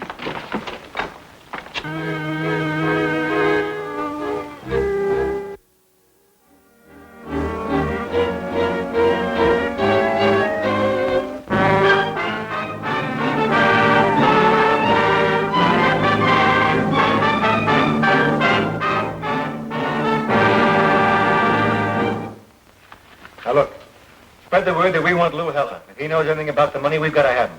I don't think he does. That's what he was trying to find out from the Star girl. She don't know any more about it than we do. And if she did, she'd have it plastered all over the front page. All right, boys, let's cut out the guessing and find Lou Heller. Now get busy. Calling Lieutenant Farrell, call your office at once. Car 42, go to South Park Drive. Man there answering description of Lou Heller, car 97. The gas station first, and Alamo, investigate man who looks like Lou Heller. Hello? Yes, this is the Daily Flash. A man who looked like Lou Heller just tried to sell me a vacuum cleaner. Don't buy it, madam. It's probably black market. Here's 14 more places that just saw Lou Heller. Connors, don't send in any more tips. I'm going out to look for Heller myself. What about these? You're going to have them. I've got my own list, and it's even longer than that. What's that? Lou Heller selling can openers at 5th and Main. Well, that's just dandy. If they work, buy one for me. Just a minute. It's for you. Somebody who claims to be Lou Heller. Could be. Frank Smith speaking. This is Lou Heller. I need help. That's old news, Lou. It's been in the papers all day. Oh, cut the wisecracks, Frank. All the cops in the country are after me. And now you put the finger on me. You heard right, Lou. You and I got to get together, Frank. Yeah? What good would that do me? I might know where the payroll dough is. That's a laugh. If you did, you'd have had your claws on it the first night you hit town. Come again, Lou. You better play ball, Frank. Why? Joe knew things. He told me a lot in that letter he wrote me. Just what, for instance? About the big boss, Frank. You wouldn't want the boys to know the truth about him, would you? What do you want, Lou? A hideout until the heat's off. Then a getaway. All right, let's get together. Where do you want to meet? I'll call you back in an hour. Schultz, contact all the boys. Tell them we don't need Lou Heller now. But they can leave him where they find him.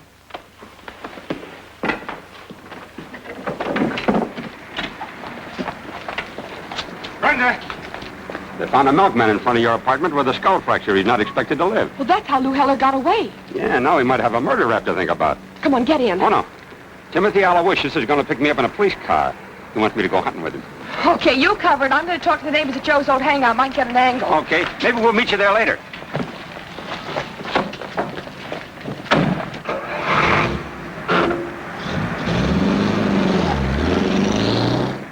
All All right, Lou, that'll be fine. I'll meet you there. All right, boys. Lou Heller is yours.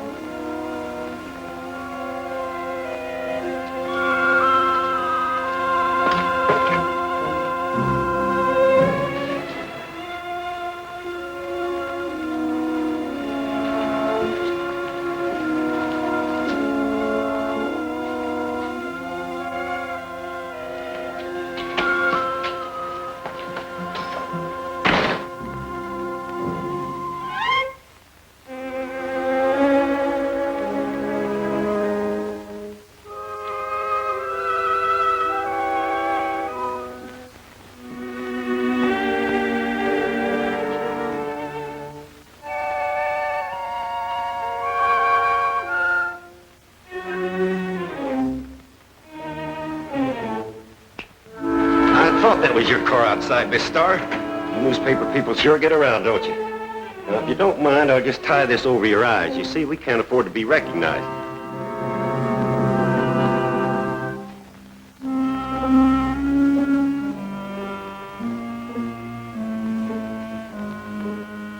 And let me warn you, keep perfectly quiet. What are you going to do with me? Take you to your car. And then? Don't be too curious, Miss Starr. Now, if you just come this way. Seems to me, Tim, that they'd play you guys a little hot music when there isn't any calls coming in. Now, aren't you the cute one? Why don't you suggest it to the commissioner? Maybe I will. It also might help to keep you fellas awake. Oh, wise guy. Hey, turn this jalopy around and head for Joe Heller's old hideout. I'm gonna meet Brenda there. What's she doing snooping around in that neighborhood? Don't she know it's dangerous? Yeah, but you know Brenda, she isn't afraid. She can always take care of herself. Yeah, most always. Hey, I'll make you a little bet that by this time, Brenda has Joe Heller's written and signed confession. Just make that $2, and this time it's not on credit. Check.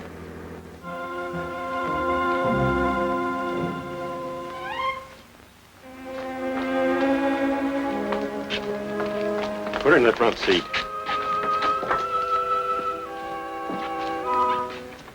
Follow our car to Ridge Park.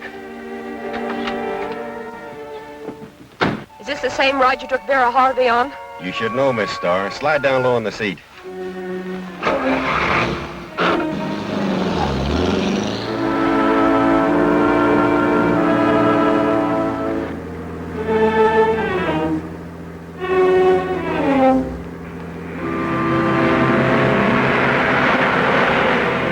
Hey, that was Brenda's car, and she wasn't driving. Turn around, we'll follow it.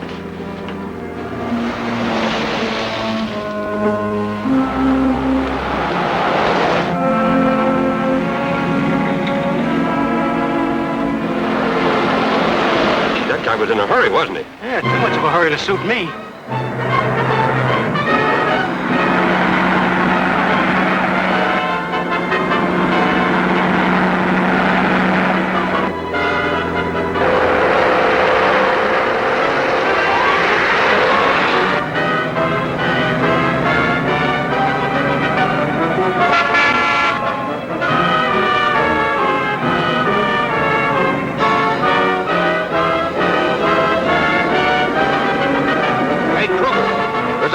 Trailing me. Turn off. I'll take care of him.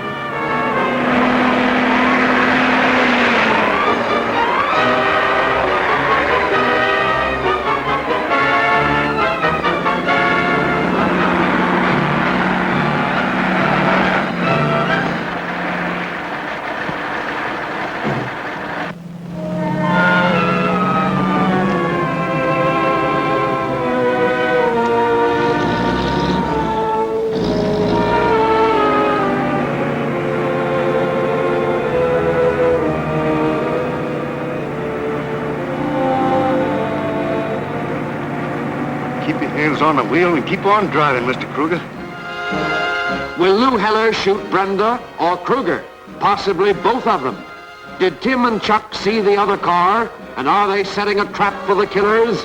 You can't afford to miss Hideout of Terror, Chapter 7 of Brenda Starr, Reporter. Attend this theater next week.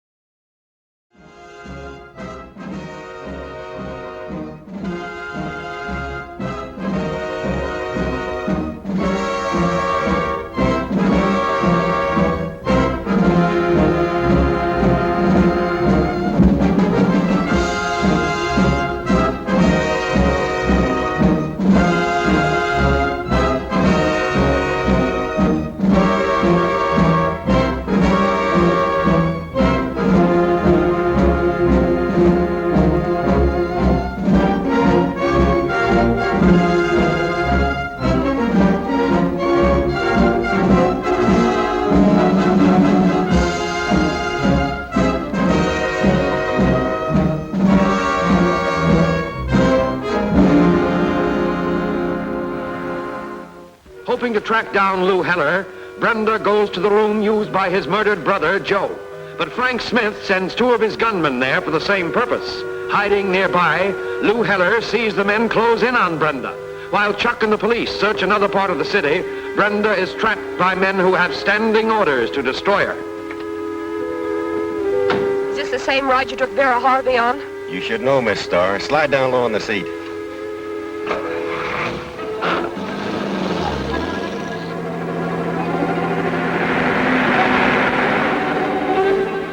Hey, that was Brenda's car, and she wasn't driving.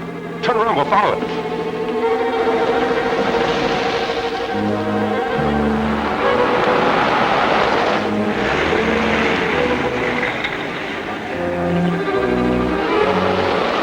Gee, that guy was in a hurry, wasn't he? Yeah, too much of a hurry to suit me.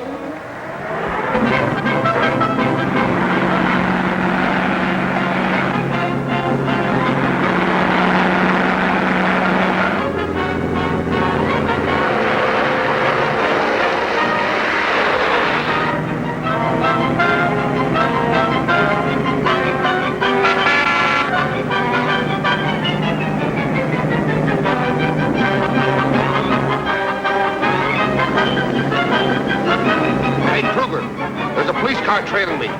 Turn off. I'll take care of him.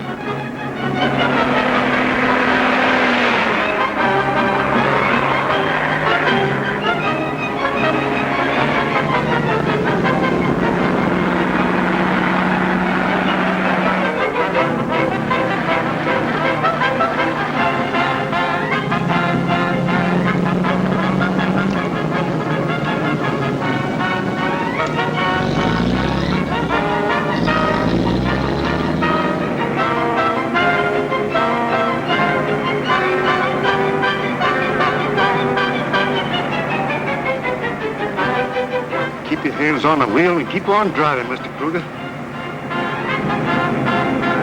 Step on it, Tim. We almost got him. Someone's trying to make a getaway with Brenda's car, all right.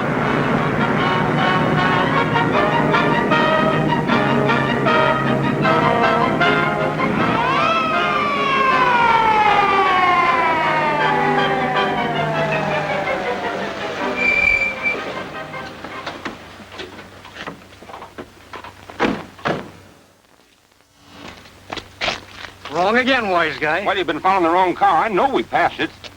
What's the idea of burning up the road, mister? I'm sorry, officer. But you see, I have a very sick wife, and I'm trying to get to her. If I have to have a ticket... Oh, I'm not a traffic officer. Sorry to disappoint you.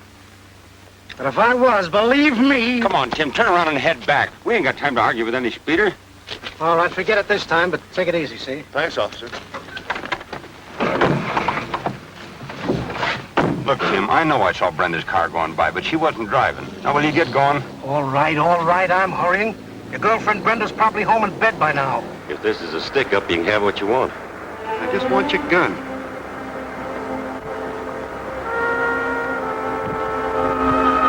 Keep your hands on the muzzle. Now, you keep on driving till I tell you to stop. And don't you touch that blindfold.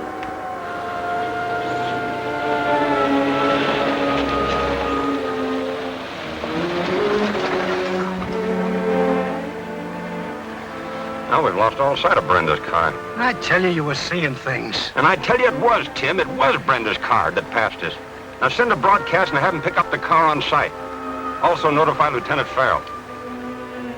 Okay, I'll do it myself. Give me that. I'll do it. Car 53 calling control. Car 53 calling control. Come in, car 53. Requesting general broadcast. Pick up black sedan belonging to Brenda Starr. License number. What was the license number? I don't know. Tell them the name and give them the description. They can find the number themselves, stupid. License number unknown, stupid. License number unknown. Car last seen. Brenda Starr's car believed stolen. Sergeant Tim Brown, car number 53, requests contact with Lieutenant Farrell, car number 18. Car number 18, come in. Lieutenant Farrell, car number 18, check. I got all the broadcast. Have Tim and car number 53 meet me at the road intersection. Check.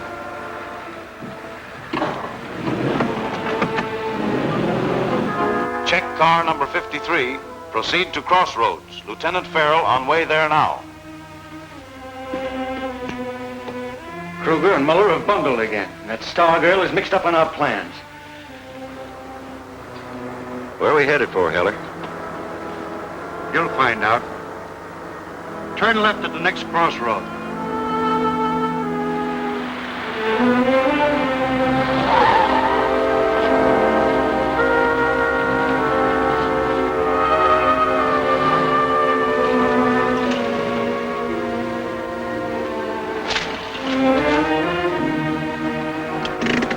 This is it, Mr. Kruger. Don't you lift that blindfold, Miss Starr. Shut that motor off and get out. Help the girl out.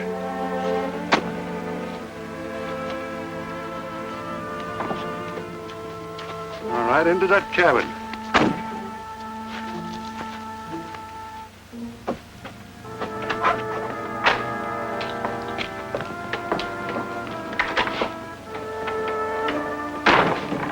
Strike a match and light that lamp.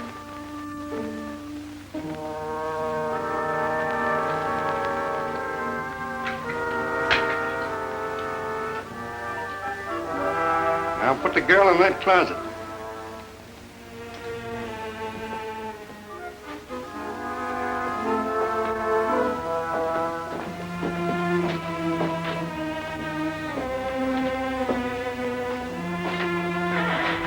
Bolt the door.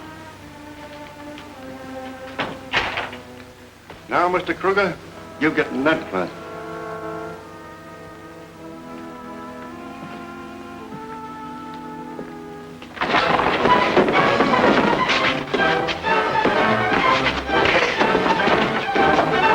Now get up from there, and you get in that closet. Now, wait a minute, Mr. Kruger. Let you and me make a deal, huh? What kind of a deal? I know where that $250,000 is. You're a bigger rat than your brother Joe. Get in there. Honest, I ain't lying, Mr. Kruger, honest. Even if you were telling the truth, I wouldn't make a deal with you. That newspaper girl knows more about where that money is than you do. No, she don't either. If she did, she wouldn't keep trying to get in touch with me, would she? All right. Where is the money? Think I'm dumb enough to tell you? I'll make a deal with your boss, Frank. Shut up. Don't mention any names. I'm the only one you can deal with now.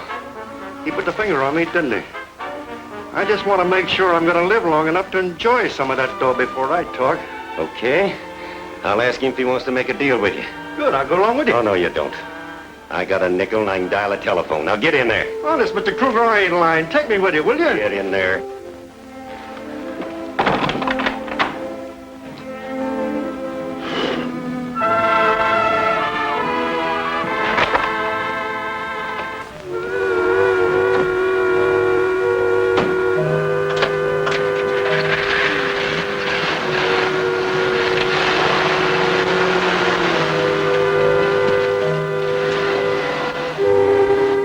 How far is Muller from where I am? Oh, a couple of miles. He's at the roadhouse. We're waiting for your call. I'll have him come right over with a couple of men to help. Now get this, Kruger. I don't want either Lou or Brenda Starr to get away. This time. Don't worry, Frank. I'll take care of it.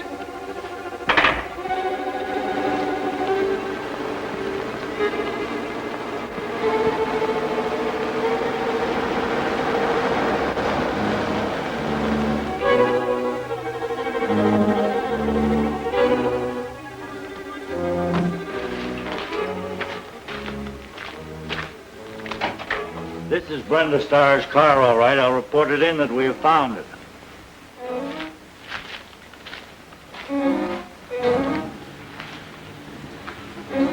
Car 25 calling control. Car 25 calling control. Come in, car 25. We have located Brenda Starr's automobile parked in front of the Eureka service station on Highway 99. No one in it. Check. Repeating broadcast number 9-1. Special attention, Lieutenant Farrell. Brenda Starr's automobile has been found in front of the Eureka service station on highway number 99. No one in the car. 2 officers standing by. Come in, Lieutenant Farrell. Check, Lieutenant Farrell. I'm on my way to that service station right now. Broadcast an order for Sergeant Brown, car number 53 to meet me there. Also use code 6. Cauldron thrown around that neighborhood. Acknowledge. Control acknowledging. Check Lieutenant Farrell. Request for rebroadcast granted at once. All units. Check.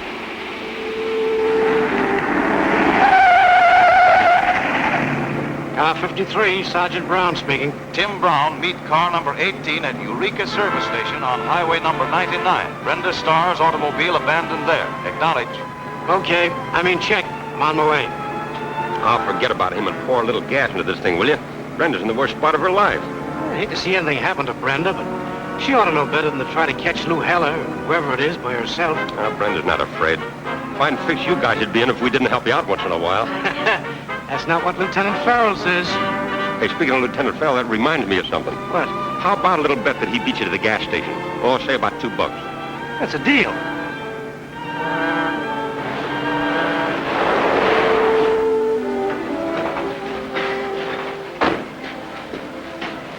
Hello, Steve. Well, hello, Lieutenant. Now, that's her car, all right. Did you find anything else? Nothing else. You're right, Miss Starr. I should have turned that money over to the police and cleared myself, but... But what? Look, Miss Starr. Let you and me make a deal, huh? I'm sorry I had to put you in that closet, but the whole thing was just a trick to get you up here so I could talk to you alone. But that Kruger had to double-cross me. You know, if I had turned the money over to the cops, I wouldn't have lived long enough to enjoy any of that reward money with that gang after me. What gang? I'll tell you all about it if you'll help me. Keep talking. With you and me working together, we can figure out where Joe hid that dough. So you really don't know where the money is? You couldn't help me even if you were out of this mess. With you and me working together, we can find that money. And I'll tell you all you want to know about that gang, too. You and I can outsmart that bunch easy. What do you say?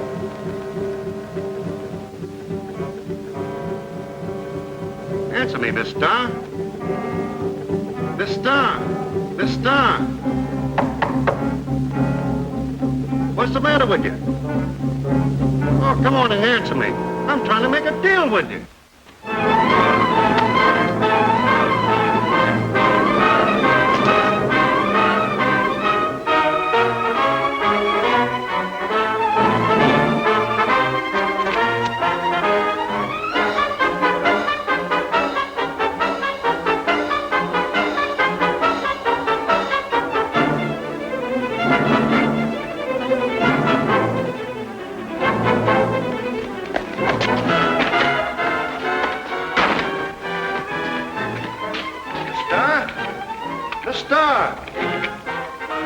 Why don't you answer me, Miss Starr?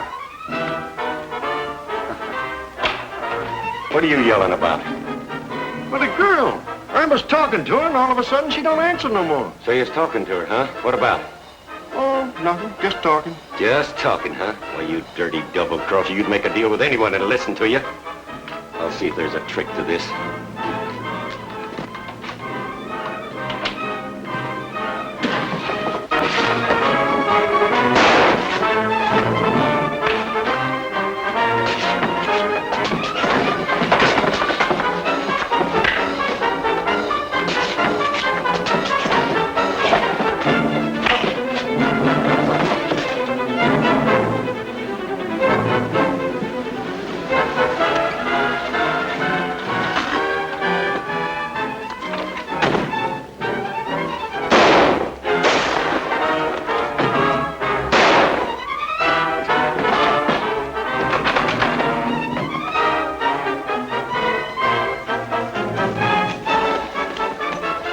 Kruger, I just saw Brenda Starr going down the trail. You boys stay here. Lou Heller's in there. Take care of him when we get back. Lead the way and be fast about it.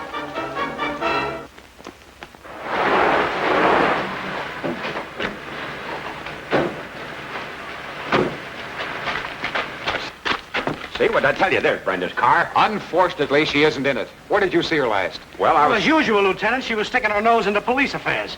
Miss Starr was supposed to meet this dope at Joe Heller's old hideout. Oh, shut up, Timothy. Sure, I was supposed to meet her there, all right. But when I saw Brenda's car go by and she wasn't at the wheel, then I knew she must be in some kind of trouble. No doubt. Well, come on, let's do something. Let's find her. You two men take a look down that road to the south. We'll cover the northern side. Let's go. Come on.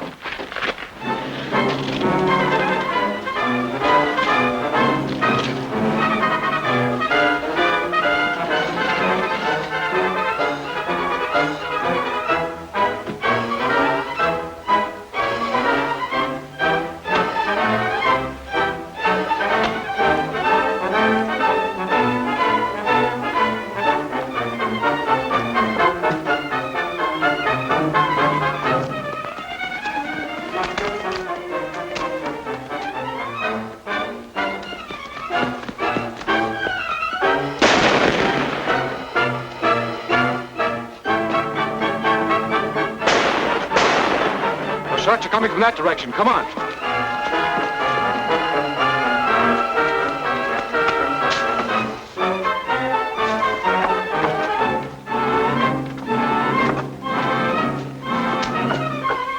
Hey, lady! Get away from that ton!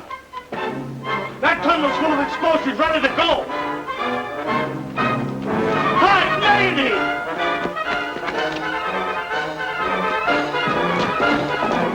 Did you say the explosives in that tunnel are all set to go? Yes, sir. That plunger is ready for the blast the moment the workmen get here in the morning. Don't touch that plunger, or you'll blow up that entire hill. Don't you come near me,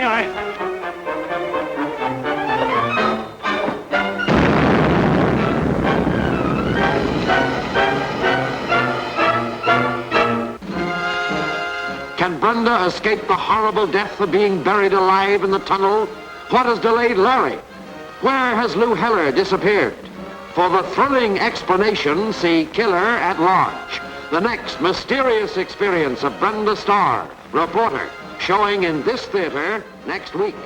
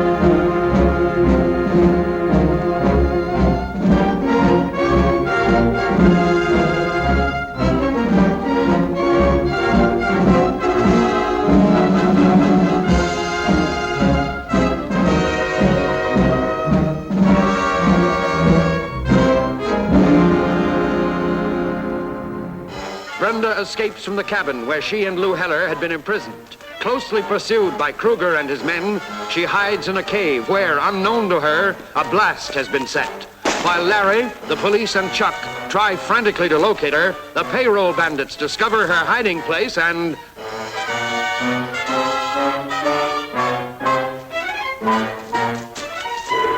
Don't touch that plunger, or you'll blow up that entire hill. Don't you come near me,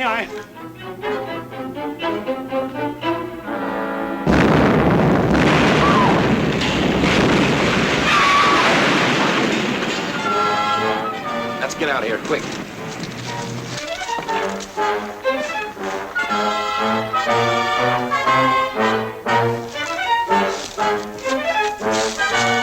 We got a beat it. The cops are at the cabin. What'd you do with Heller? He wasn't in. He must have got away.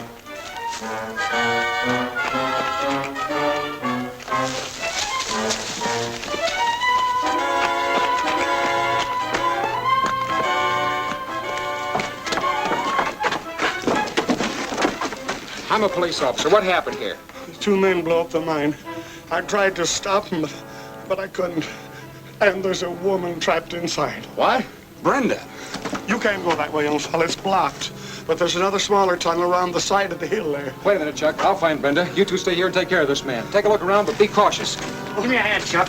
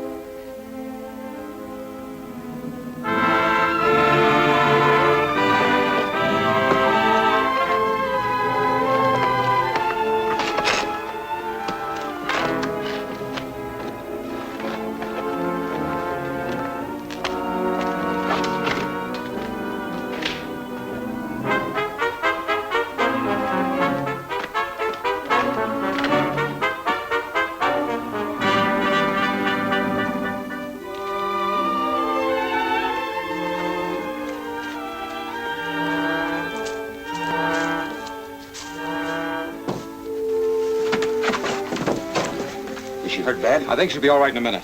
Give me some of that water. How in the world did she ever get mixed up in an explosion? I don't know. But she's a mighty lucky girl. While there was dynamite enough in that tunnel to blow up a whole village. Take your hands off me. Let me go. Take it easy, Brenda. Brenda, it's me, Larry. Yeah, it's me too, Brenda. Oh, Larry. Chuck. You feel all right now? Yes, I do. I was stunned. Brenda, look, if you feel like talking, tell me what happened. I saw Lou Heller. Lou and another man made me a prisoner. And then they...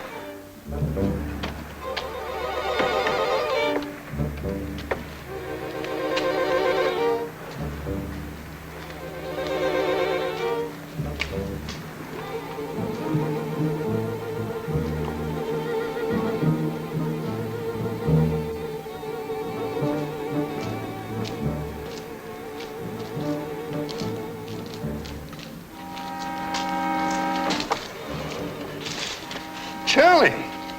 Yeah, Lou. What are you doing around here? Well, I was looking for you, Charlie. I want to talk to you. Talking to you, Lou, is like flirting with the devil. I can make it worth your while. Start talking. Not here. I might be seen. Everybody knows this hideout. Joe lived here. So what? I've always had a room over the one Joe used, just to kind of keep my fingers on things. Well, you sure it's safe?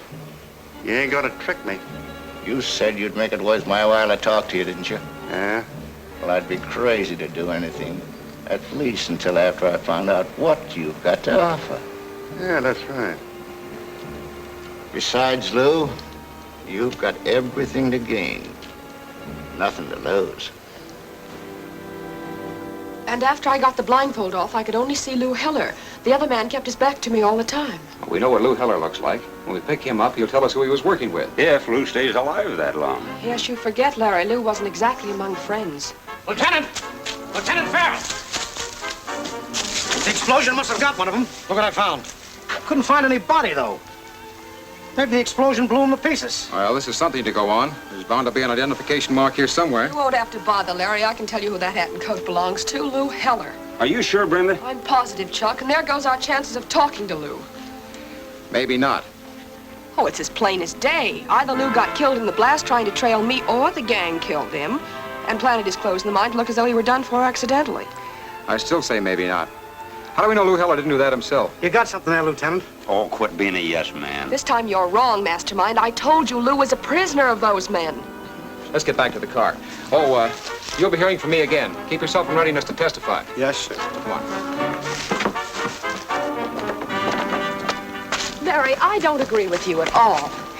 But you don't have to, Brenda. And while I'm on the subject, let me remind you again that you'd be much better off if you stayed in the office and pecked on your typewriter. Yeah, and so would we. You want to bet Lou Heller isn't dead? He does all my gambling. You're on, Timothy. And you got a bet.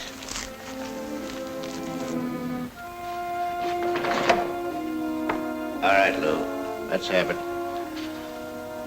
I know you've done a lot of work for Frank, Charlie. But I got an idea to cash in on that $250,000 that Joe got in that holdup. Sound interesting? I don't know. I'm always interested in making a little change. Sit down. Thanks. Well, what I got in mind might make Frank just a little bit sore. I work where I can make the most cash. Start talking. Well, Frank's got the heat on me so hard, I ain't got a chance by myself. Yeah, the cops and Frank both make it kind of hard for you to operate, don't they? Yeah. There ain't much I can do about the cops, but... Are you figuring on getting rid of Frank and his gang? Yeah. It's a pretty big order, Lou. Frank ain't no penny ante boy, you know. The plan I got ain't no penny any idea either. I'm listening. You and me ain't big enough to take care of Frank by ourselves. So we get the cops to do it for us. I got a hunch I can put the finger on the guy that bumped off Vera Harvey. That'll interest the cops. But I gotta get into the Pelican Club to do it. Yeah? Why? Oh, I know what you're thinking. You're thinking I ought to call the cops and give them the guy's name, right? I'd do it that way. Ain't that easy. say. If you know Woodbury, you'd better start talking. Now, don't get excited, Charlie. Don't get excited. One of Frank's gang did for her, all right. But I don't know which one now.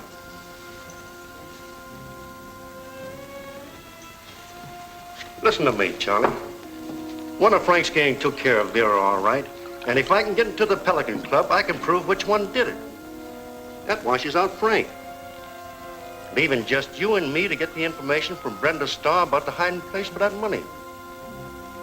Come on, Charlie, I know what I'm talking about. This is your chance to put your hands on some real dough. All right. But give me more detail.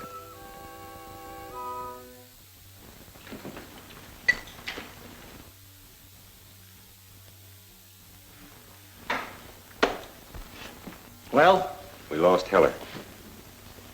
And I suppose you gave that newspaper girl some flowers for a going-away gift, huh?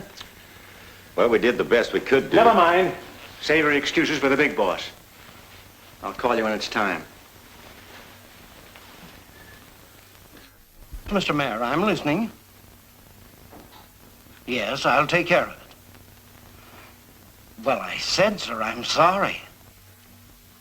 By all means, I'll talk to them immediately. In fact, sooner than that. I can promise you, Mr. Mayor, that you'll never again have cause for any complaint about the reporters of this newspaper, nor the photographers. Thank you for your patience, sir. Those are pretty good pictures, aren't they, Mr. Walters? I think they're very nice pictures, Chuck, don't you? Well, if you don't want us for anything else, we go back to our work. Yeah, we got a lot to do. Come back here.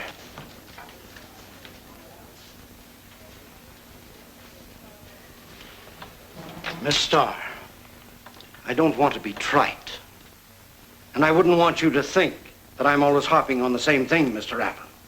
But I suppose you two heard that telephone conversation and understand the importance of it? Yes, Mr. Walters. There's no mistaking about that, Mr. Walters. Then keep your noses out of police affairs, understand?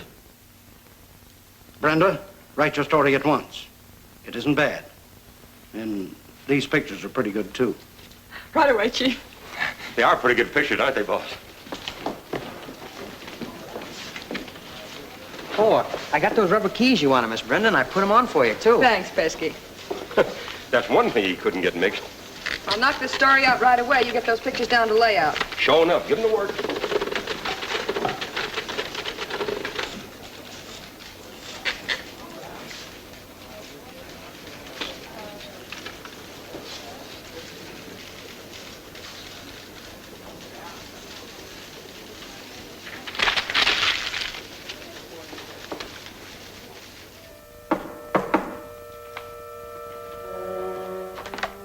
Yeah? Charlie.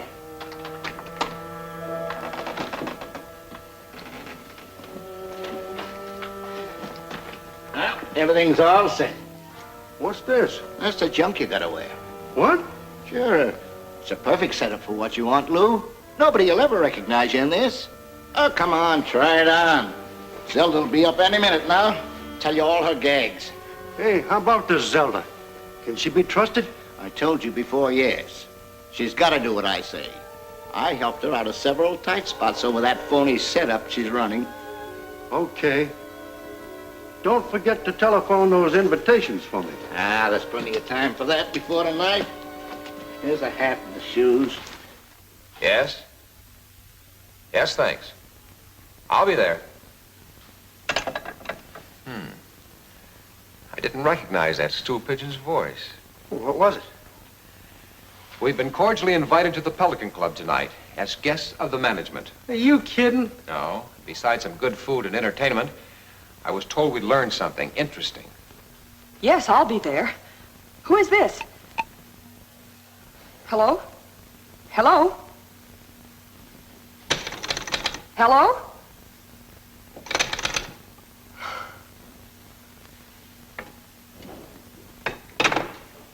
Brenda, I can tell by the expression on your face there's something cooking. How'd you guess? Now, don't tell me you're going to run off and leave this nice lunch. No, of course not. Chuck, you got a nice clean white shirt just back from the laundry? Sure, what? You're going to need it. I knew it. I knew it. We're going to a funeral. Hey, Brenda, I always thought a clean white shirt was something you got buried in. We're going to the Pelican Club tonight. Say that again. We got a great story. That telephone call was a tip. Yeah? Who, what? Now, wait a minute. Oh, you can stay here if you don't want to go. Well, who said I didn't want to go? Sure I do. I just hope there's a nice dinner thrown into the deal, that's all. They don't specialize in dinner at places like that. What do they specialize in? You're much too young to be asking such questions.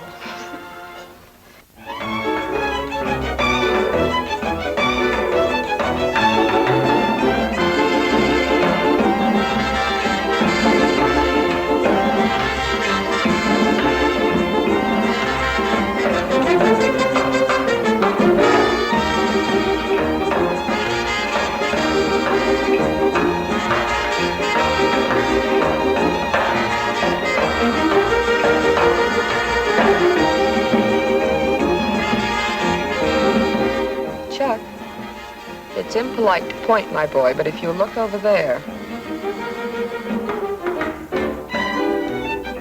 What are they doing here?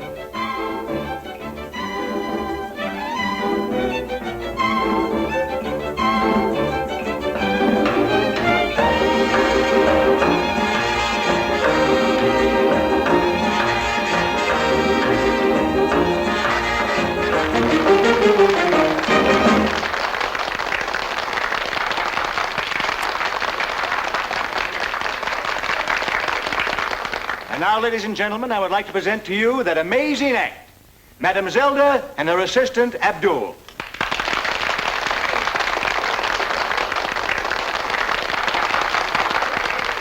Madame Zelda will read anybody's mind. Just ask her assistant. But remember, she can read your mind, so be careful.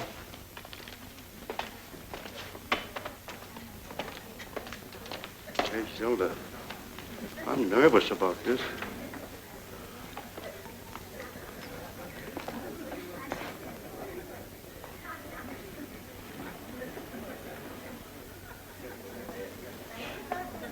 Madam Zelda, I get my first impression at this table. I feel that this gentleman is hiding something. Ah, yes, Abdul. I get the same impression. Look in the gentleman's right-hand coat pocket, and you will find a camera. You don't mind, do you? Ah, right! The gentleman must be one of those annoying camera fiends. Give me that. Thank you. Salam alaikum.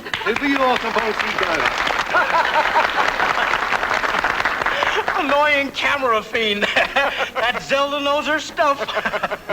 Hello, boys. Having a good time? Yes, very nice show you have here, Frank. Thank you for inviting us. Inviting you? Oh, yes, of course. Sure. Oh, will you pardon me? I'll be right back. Surely.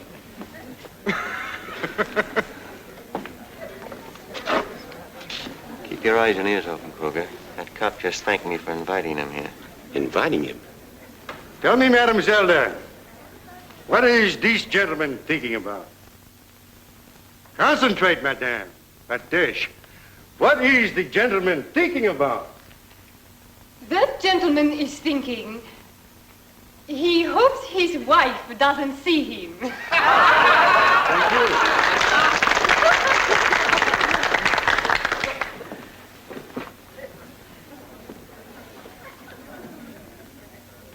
Madam Zelda, I get a very strong impression here.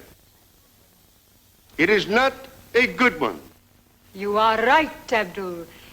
The impression is an evil one.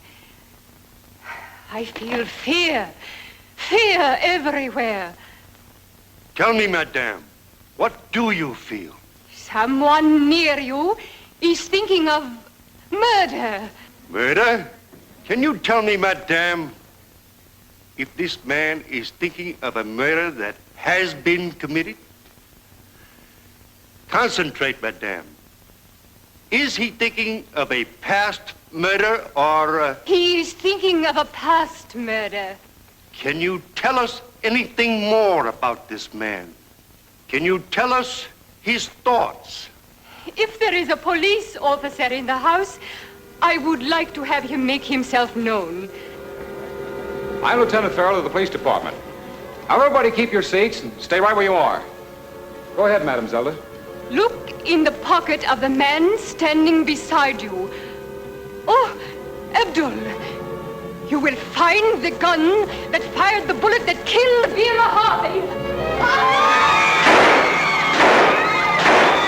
Shots in the dark. A killer accused. Can Brenda and Larry get the rest of the evidence? Did the shots find a human target? See Chapter 9, Dark Magic, the further adventures of Brenda Starr, reporter, at this theater next week.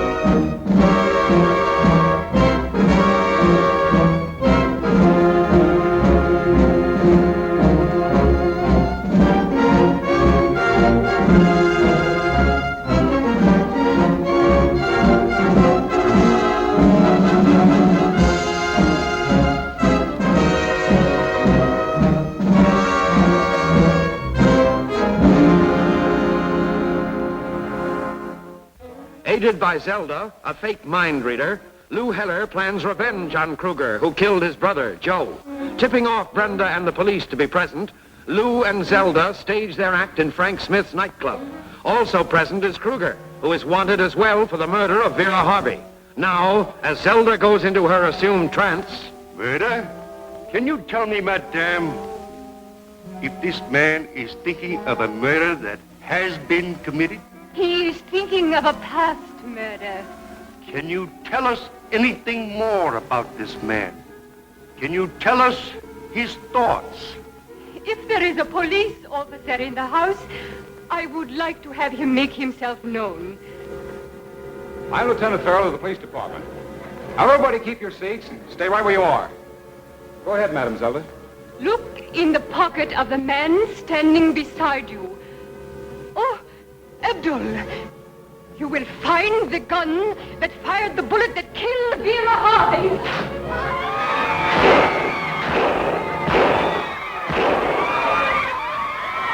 Quiet, everybody! Stand right where you are. Where's your light switch, Frank? Over here.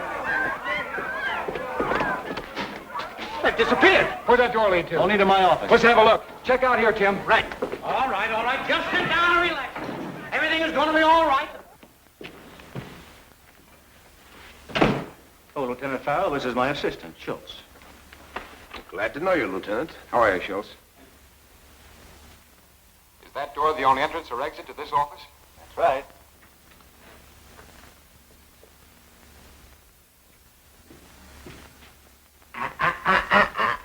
Mustn't peek. Please, Tim. Now, you stay right out here like a good little girl. You'll read all about it in the morning paper. What did you find, Tim? Not a thing. No sign of the three people involved. They made a clean getaway. Where did you find Zelda? Well, we got it through the Acme agency. We've played it before, but nothing like this has ever happened. Oh, I see. Thanks. Brenda. Oh, boy, did I get some good shots. Good, go back and get some more. Okay. Yes. Tough luck it had to happen here, Frank, but looks as if you're in the clear. Well, thanks, Lieutenant. We can't check everybody that comes here. And what are you doing here? Just waiting for the morning edition. Oh. Let's wait together.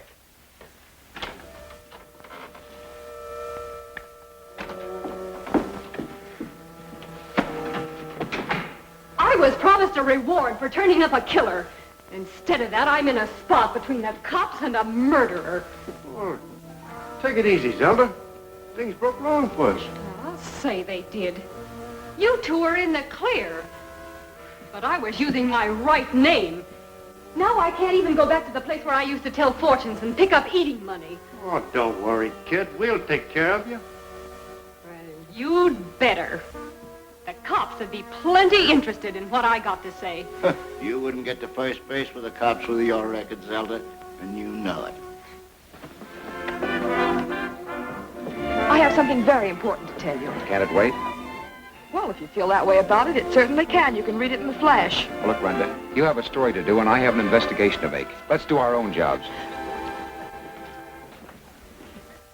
All right, Fraulein. I'll be home after a while. In the meantime, you don't know where I am. Well, the cops have been to my place. Who's this Fraulein? Oh, my old housekeeper. I'm sorry I blew up, boys. I'll stick with you. I needed the money, but it's not the first time I've drawn a blank. Hey, it ain't safe for you to go home. Why not? The cops have searched the place. And even if they've got it staked out, I can still get in the back way.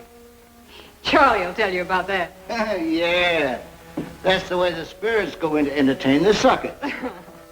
Well, once I'm in, they'll never recognize me. Not even if they take a second look. Good night, boy. Night, Zelda. Brenda, I've got it. I've got it. Take a good look at that. See, there's the killer pointing his gun at somebody. The killer is none other but your friend Timothy Hector Aloysius Brown, Chuck. What? Oh. And there's somebody he's pointing at, and it's a statue. Come into my office, Miss Starr, and you also, Mr. Allen.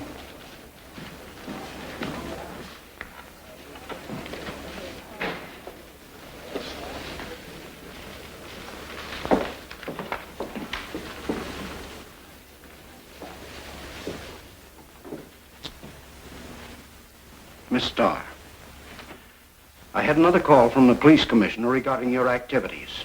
He requests, and not unreasonably, that you wait for news to happen rather than try and make it happen. We had nothing to do with this thing tonight. We got a He tip. was not referring to tonight. He mentioned rather another occasion in which you were involved in a blast, among other things. I was abducted by two men, Mr. Walters, and I... Exactly. And the point is that you placed yourself in such a position as not only to make an abduction possible, but easy. Our relations with the police department have always been most cordial. It is my contention that a decent newspaper and an honest police department would make any city a better place in which to live. I wish to maintain that status. You may go now.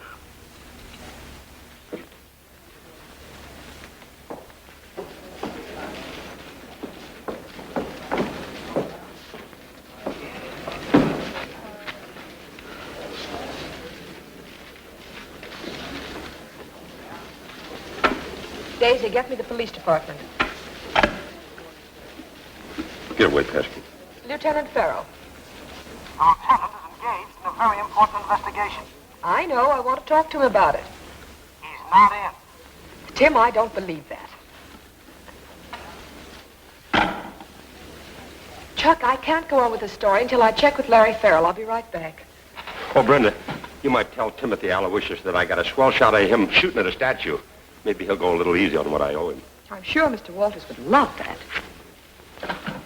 There must be a piece missing around someplace. Well, there always is.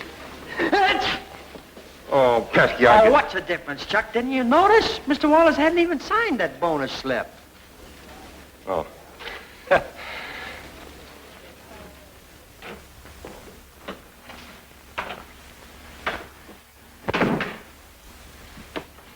So it's you again. Lieutenant Farrell, I'm only here because I've been ordered to cooperate fully with the police department. What welcome news. Of course, you have some very important information for us. I certainly have. May I ask what it is? Chuck Allen's looking for you. Oh, yeah? Yes, he has a picture he'd like to sell you. Wants to sell me? Yes, it's a wonderful action shot. You're fighting it out with a statue at the Pelican Club. Well, how much does he want for it? I really have no idea, Mr. Timothy Hector Aloysius Brown. Now, about that information, Brenda. Well, will you tell me first whether you've located Madame Zelda? You promised to do the talking. All right, here it is. I'm sure the man who acted as her assistant tonight is Lou Heller. How sure? Well, I've heard his voice before, and his general appearance checks. Mm-hmm. Yeah, that fits. Fits what? Well, I've been working on the angle that this is the further split up of the mob who did that payroll job, even though they didn't get the money. The murder of Joe Heller was the first phase, and now his brother Lou is trying to put the killer on the spot. And he phoned us to come to the club tonight. No doubt. Now, will you tell me whether you found Madame Zelda? All right. No, I didn't. But I found her home through the agency. She's living in a weird old place over on the west side. There's nobody there but an old housekeeper who's either out of her head or pretends to be. She said Zelda was on a tour and she didn't know where. Are you watching the place? Naturally. Any objections if I look it over tomorrow? No, not at all. Of course, you'll tell me if you find anything. Oh, of course I will. Thank you, Brenda. Thank you, Larry. Good night.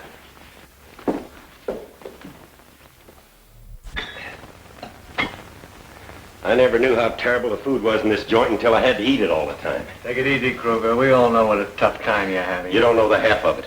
I can still feel the finger on me from last night. I've got to get out of here.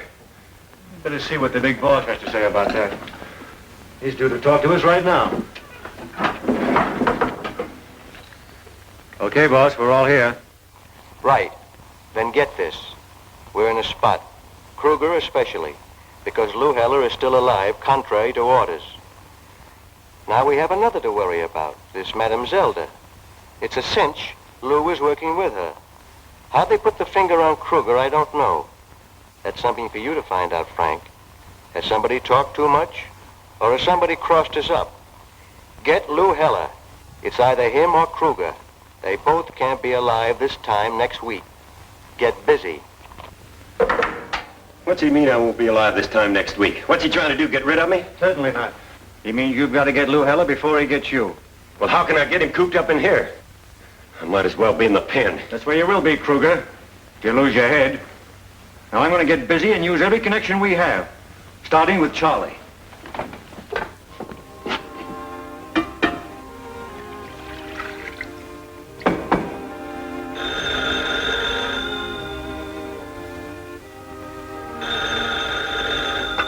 Hello. Hello, Charlie. Yeah, this is Charlie. Yeah, Frank Smith. I suppose you heard about the Zelda business last night. Well, there's a nice piece of change waiting for the man that can find her. Okay, I'll start looking around. Yeah, do that. All right, goodbye. So long.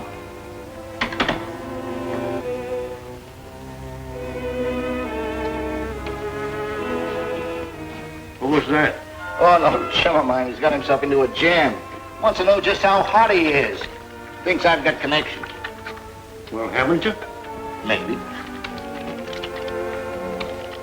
And we ought to be hearing from Zelda. What about? She's laying low the same as we are.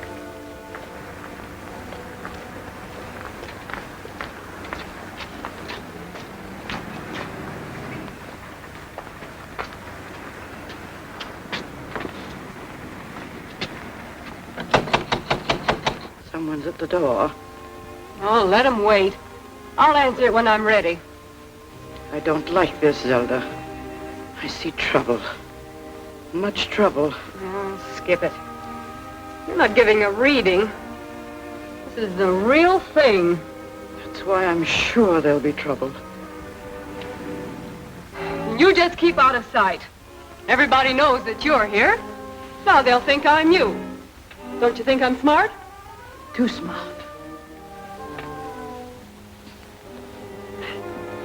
Too smart.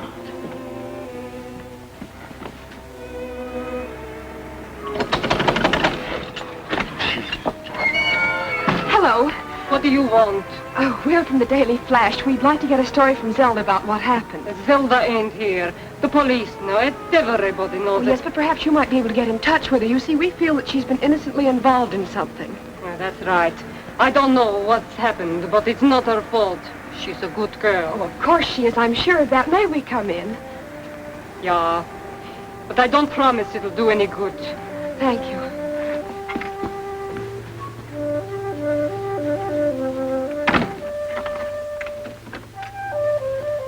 This way, dearie. You, wait here.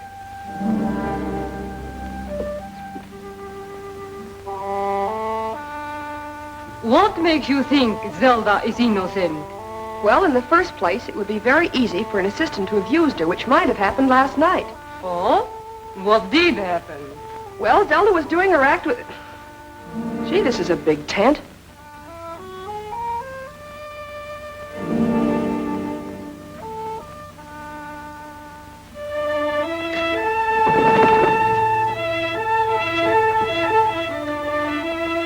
What you say makes me feel you will help Zelda. I hope you will. I've been almost a mother to her for many years. She's a good girl. Yes, but I've got to see her to hear her side of the story. Maybe then I can help her. Wish I had nerve enough to run down to Mike's for a couple of hamburgers.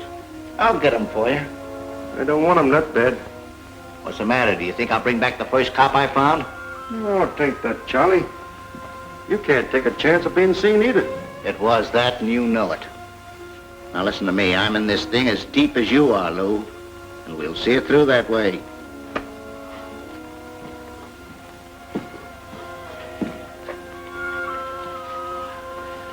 All right, give me the dough. I'll get your hamburgers. I want everything on them. Okay.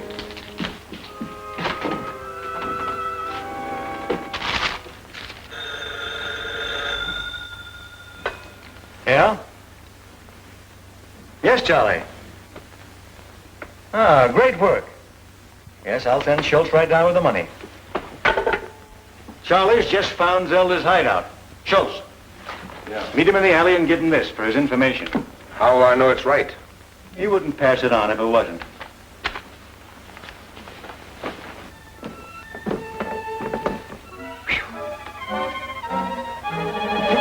No, you don't. Brenda, that's it.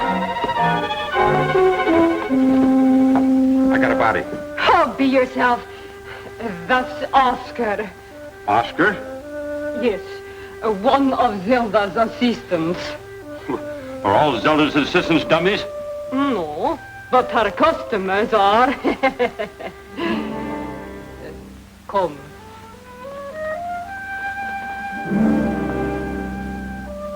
Come.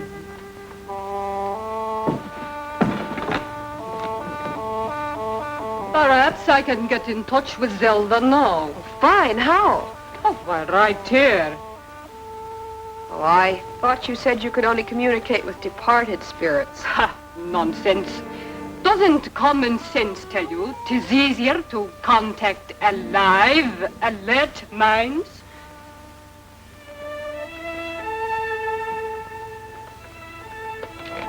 Zelda. Zelda, where are you?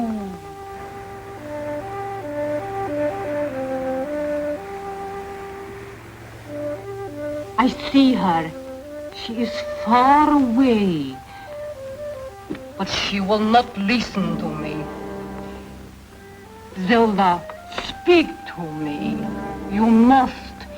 You are in great trouble. But there is one here who will help you. Ah, I have her. She is looking at me. Zelda, speak to me. You must. What shall I ask her? Ask her who the man was she was working with last night. Who tricked her? Zelda, who was that man last night? The one who lied to you, who got you into this. She is looking at me, but she will not answer.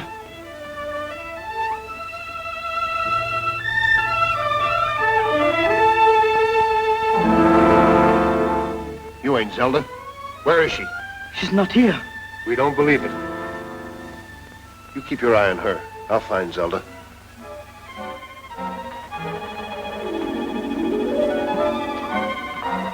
We know you are innocent, but you must tell us.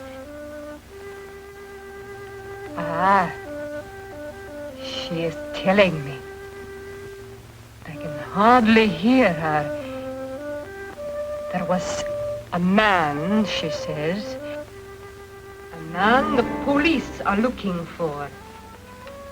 His brother was killed by that man Zelda pointed out last night. Ah, there was a girl killed also. I can just make out the name Vera. The same man killed her too. Ah, this man is still in town. He is hiding at...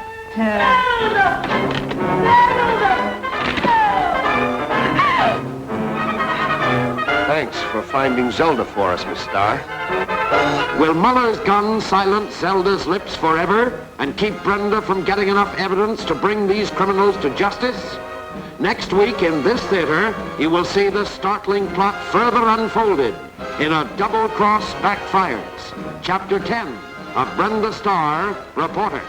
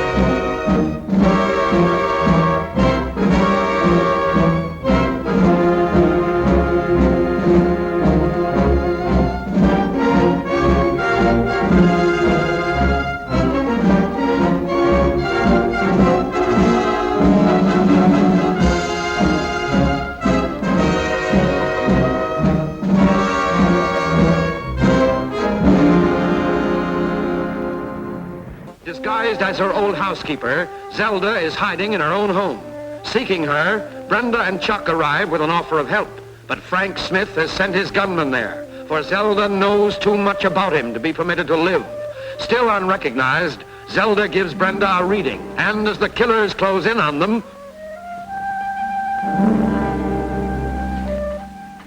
You ain't Zelda. Where is she? She's not here. We don't believe it.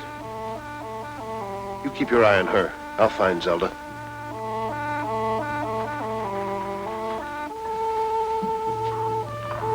We know you are innocent, but you must tell us. Ah, she is telling me. I can hardly hear her. There was a man, she says. A man the police are looking for. His brother was killed by that man Zelda pointed out last night. Ah, there was a girl killed also. I can just make out the name Vera. The same man killed her too. Ah, this man is still in town.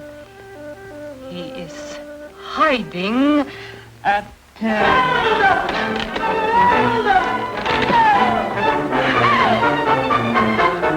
Thanks for finding Zelda for us, Miss Starr. Hey!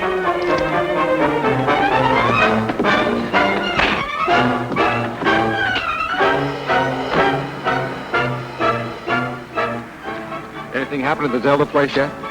Oh, nothing much. Brenda Starr and her photographer went in about an hour ago.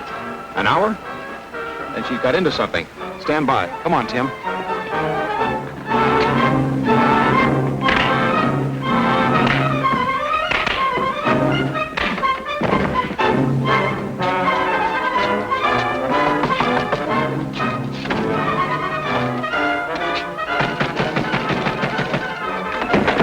If you don't want to get hurt, stay where you are.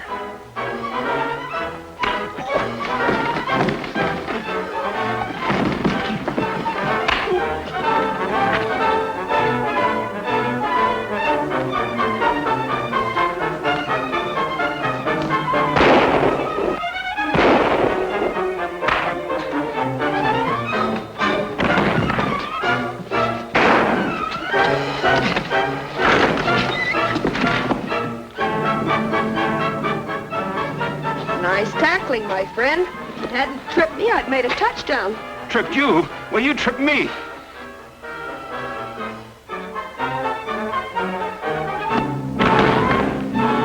Quiet, Tim. Come on, Brenda. Let's get out of this place. I'm getting sick of it. It's all your fault I'm in this. You lied to me.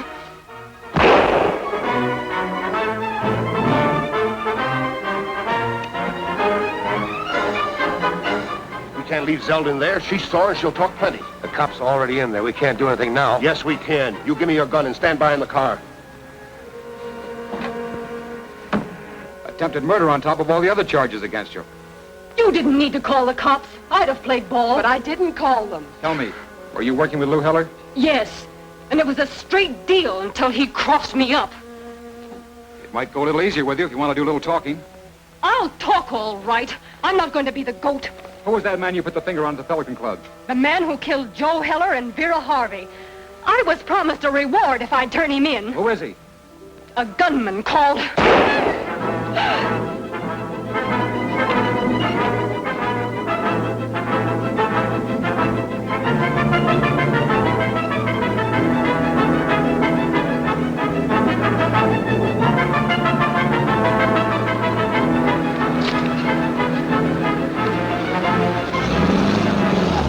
Keep going, driver, and step on it.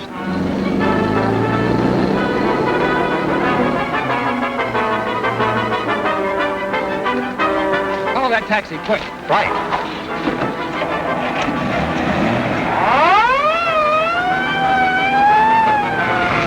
Where's the telephone? I don't know. Look for it.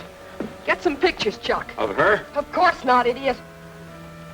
Zelda. Zelda, who was the man?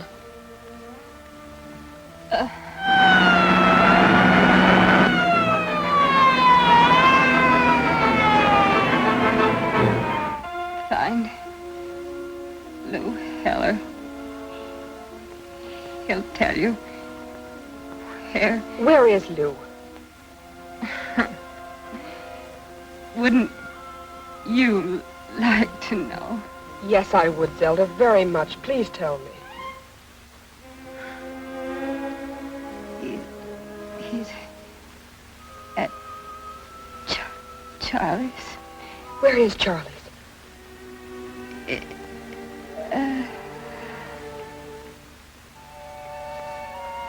An ambulance is on the way. Too late, Tim.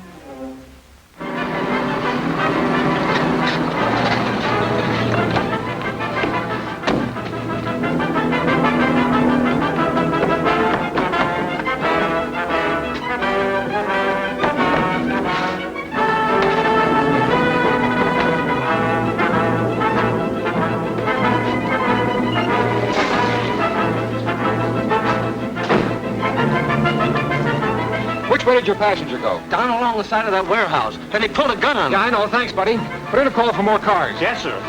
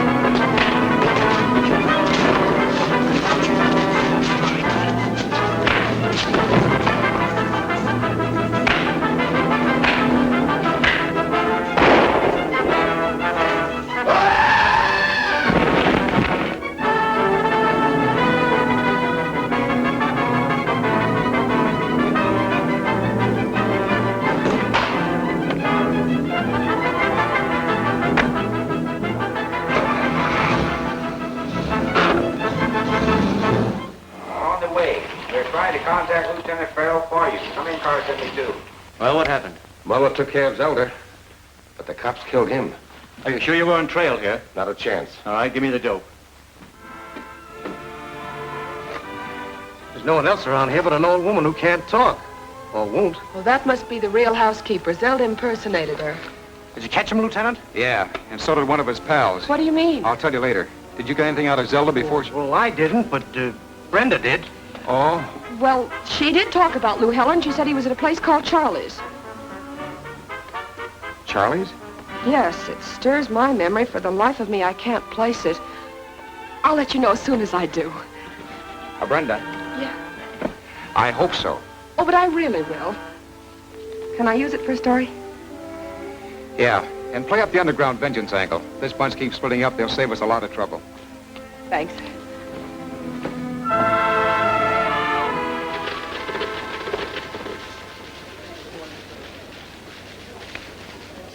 Chuck, I got it. Got what, the GBs? I remember who Charlie is. Who? Police department, quickly. Do you remember the man who told us where the police were hiding Joe Heller? Hello? Give me Lieutenant Farrell, please. Brenda Starr speaking. The lieutenant is engaged in a very important investigation. Oh, well, have him phone me the minute he comes in. Tell him it's about Charlie. He'll understand. I'll finish the story and we'll go find Charlie ourselves. How do you suppose they found Zelda? Knew where she lived, didn't they? Yeah, but she said they'd never recognize her. It's that newspaper girl. She's plenty smart. Yeah. Hey, here's what I don't like. Listen to this. Madame Zelda, before her death, made mention only of a mysterious Charlie, for whom the police are now looking. They're liable to find you. They know where I am if they want me. Where you going? Out. You want to come? No. Okay, then.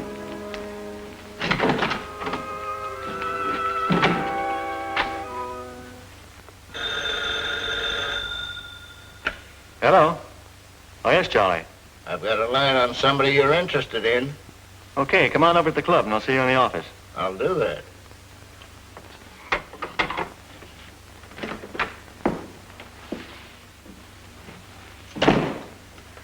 What's on your mind, Charlie? Well, I can lead you to Lou Heller. I thought so, from what the paper said. Been holding out on me, huh? Nope, just waiting for the best deal. Now, what's it worth?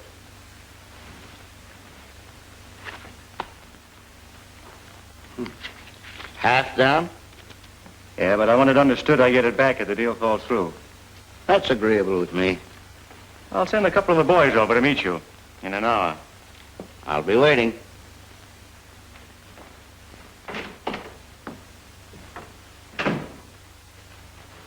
Now, you better use the special sedan, Kruger. That way, when the cops find Lou Heller's body along the road, they won't know how he got his. Come on, Schultz.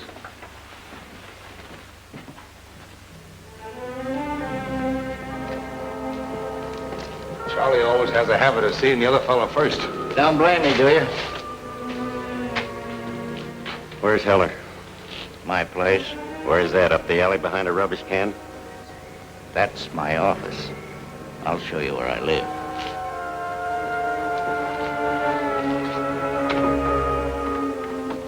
Hey, Lou! Lou! What is this, a joke? If it is, it's on me. He was here when I left. And we were here after he left. Well, Frank said something about a refund.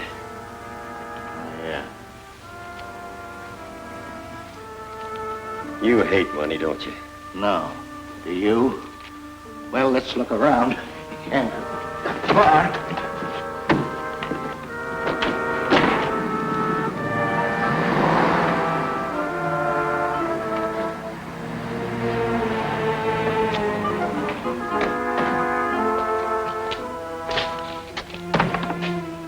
Who's that? That's a newspaper pair. They'll be looking for me. Well, let them find you. Don't worry, Charlie. We won't let them hurt you.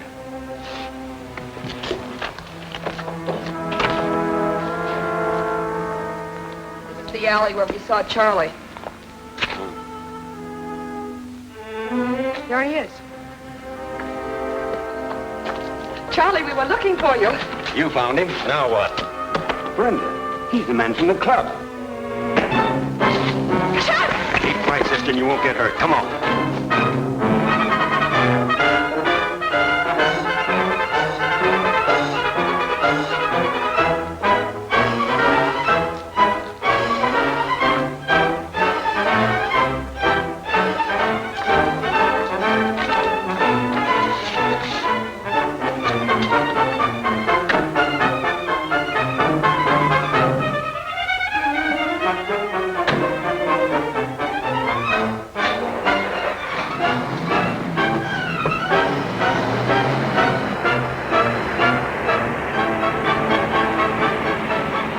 That dark street and beat it to the highway as quick as you can.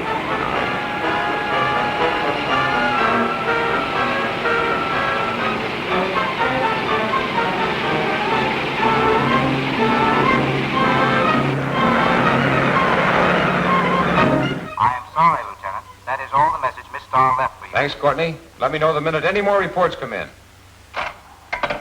Brenda Starr just phoned. Said she had some information about this mysterious Charlie. That's the guy Zelda mentioned before she died. Yeah. Get the Daily Flash in the wire. I'll talk to Brenda. Her tip might be okay. Never mind, I'll get it. Hello, Lieutenant Farrell speaking. Yes? Yes, what's that? I said Brenda was carried away in a big black sedan. I got the first 2 numbers of the license plate. Right, I got it.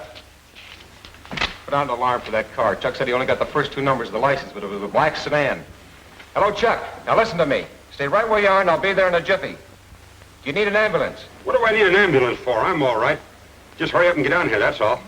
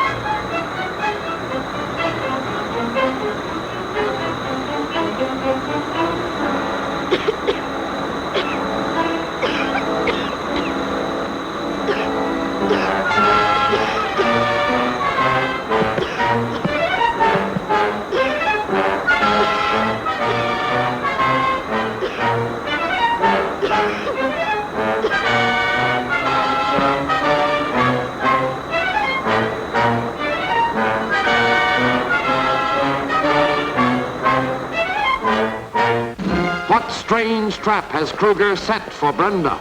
Will the white fumes in the car snuff out her life? Does Brenda have a possible chance of escape? The surprising outcome will be thrillingly told in Chapter 11, On the Spot, a Brenda Starr reporter, at this theater next week.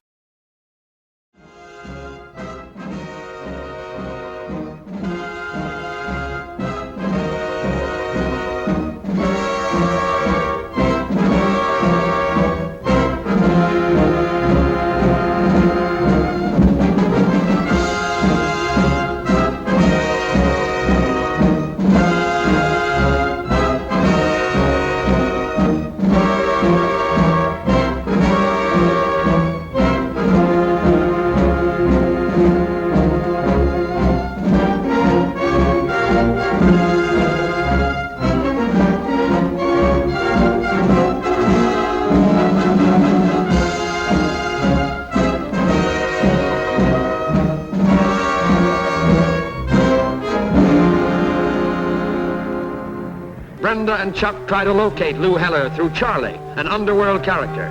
They don't know that Charlie has revealed Heller's hiding place to Frank Smith. Frank's gunmen arrive with a sedan especially equipped to take Heller for a last ride. But when they discover Brenda and Chuck, they determine to settle accounts with the newspaper girl and... Turn on that dark street and beat it to the highway as quick as you can. All right.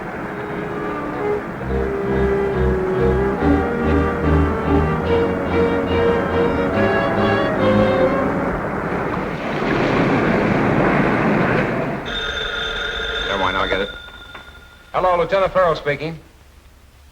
Yes? Yes, what's that? I said Brenda was carried away in a big black sedan.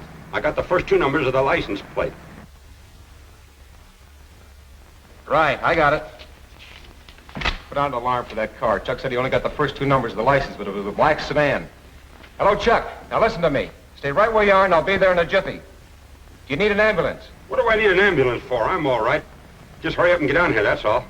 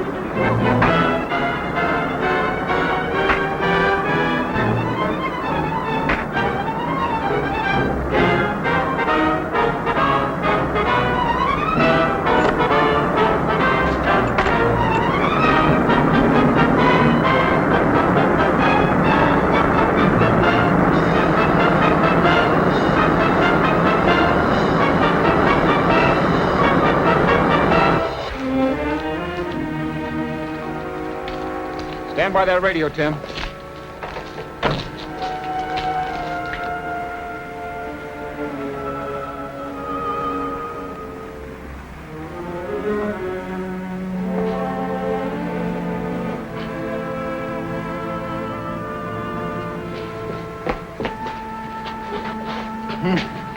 Thought you didn't need an ambulance. I don't, now. Any trace of Brenda yet? No, but I got a broadcast out for the car and the whole city's covered by now. Now tell me as quickly as you can what happened here. Well, we got a tip to come here, but somehow we were double-crossed. Then I saw a limousine leave with Brenda in it. And then somebody... Oh, I better get you fixed up. That's a pretty nasty cut.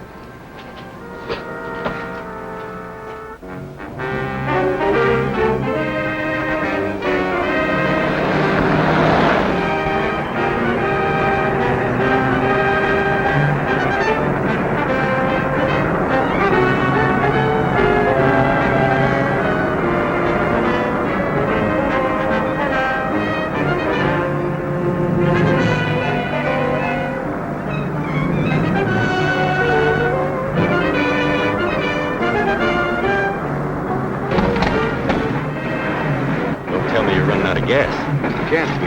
I filled it up before we left. Look at that needle. Turn off on that dirt road.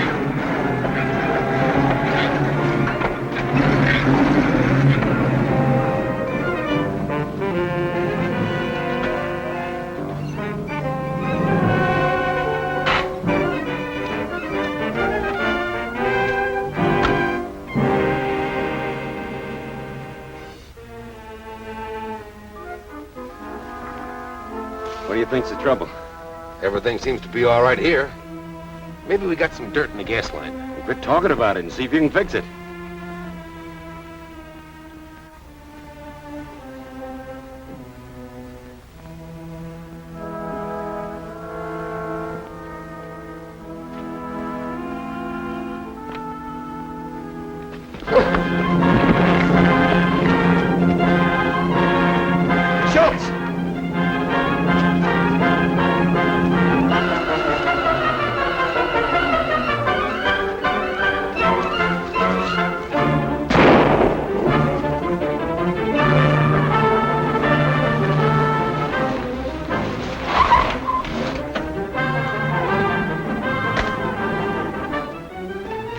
must be it.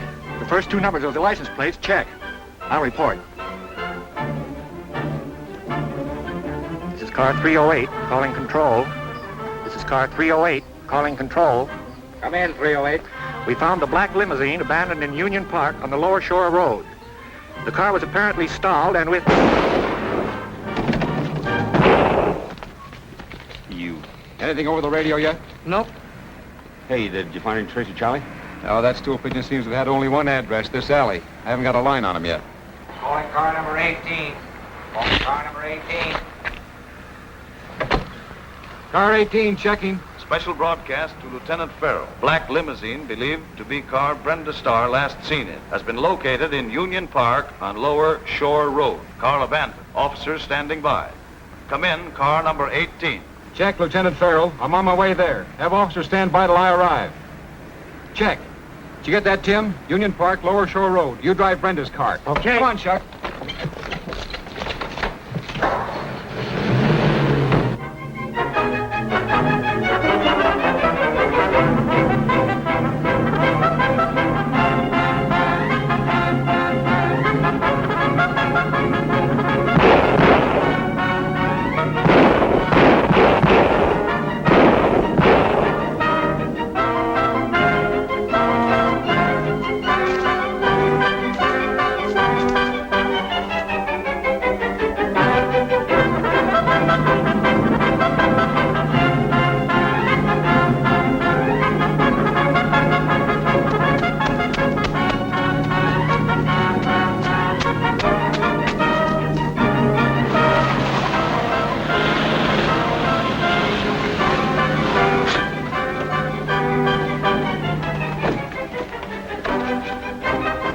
Brenda, you all right?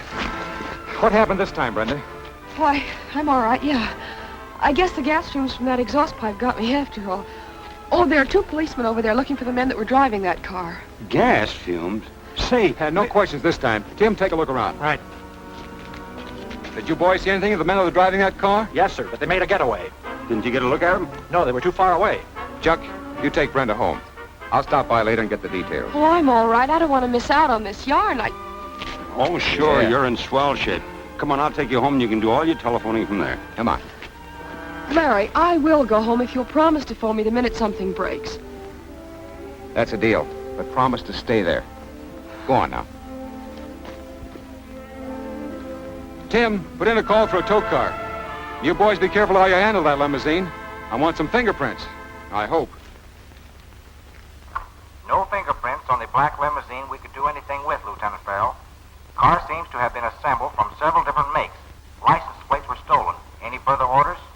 What have the code experts got on that 321L1141 AM? I'm sorry, sir. They have nothing to offer except maybe the last two letters refer to time. AM. Yes, that could be. Okay, thanks very much. Death is regrettable, but we must not stop. If we are to continue, Frank, something must be done at once to avoid the finger of suspicion being pointed at this club. The police are sure to think, sooner or later, that where there is smoke, there is sure to be fire. That is all. There's a lot in what he says. Any ideas? Yeah. Get Lou Heller. I mean, any new ideas? I thought so. And you wonder why the boss has me run things. All right, mastermind. You suggest a new idea. Very well, Connors. Which phone? Right. Hello, Mr. Smith. No, not at all. Yes? What's that? I just received a mysterious threat over the phone. A voice told me it would cost me $25,000 for putting a finger on Kruger. Yes, I thought I'd better report it to you at once. What are you supposed to make the payoff? Oh. Well, in that case, you better keep me informed. Thanks. Payoff? Payoff what, Lieutenant? Smith says a gang is trying to make him pay off $25,000 for putting the finger on Kruger in his place. He swears he doesn't know anything about it. He's to receive instructions later as to where and how the money is to be paid. Gosh, they sure are making it tough on him. And him trying to run his joint on the up and up. I wonder. Say, Lieutenant, do you suppose that this Frank Smith might be running... You might have a pretty safe risk if you make a bet with Chuck on that fellow's innocence. Yeah. Huh?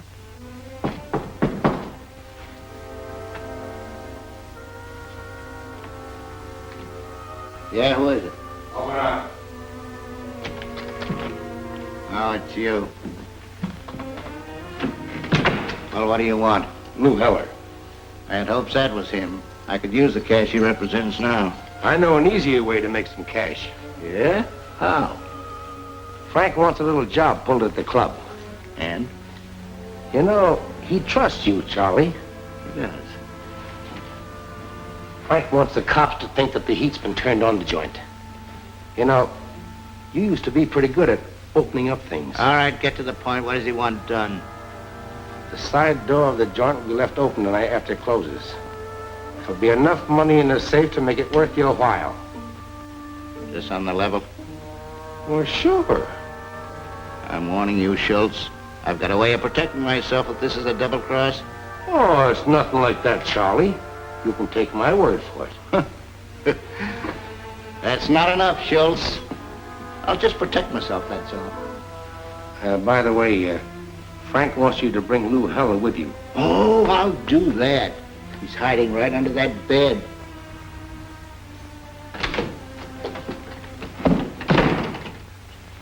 Here's something to delight your tummy, Cousin Brenda. Thank you, darling. 2 plates? Huh? Oh, I just thought I'd join you in a little snack. Oh, that's right. I forgot about your diet. Just a little snack, huh? If that's the newspaper office, you're sick and you're staying here. Give it to me, please. Hello? Yes, I'm alone. Look, Miss Starr, I'll make a deal with you. That is providing you help me. The heat's been turned on me so bad I ain't got a chance. Well, Mr. Heller, I'll do the best I can, but I don't know how the police will react to a proposition like that. Oh, you can fix it with the cops. All I ask is an even break. You do that now. Don't be a sucker, Lou. You can't make a deal with the cops. That milkman you conked just died. Hello? Hello? Operator. Operator, I was disconnected. Will you reconnect me quickly? What am I gonna do? Relax, I got an idea. An old friend of yours, Frank Smith of the Pelican Club, wants me to do a job for him tonight. Yeah? I can only cut you in on a third. I gotta pay off the guy on the inside. But a door will be left open, and there'll be plenty of money in the safe to make it worth our while. But the Pelican Club, that's dynamite. I told you everything is fixed, didn't I? All right.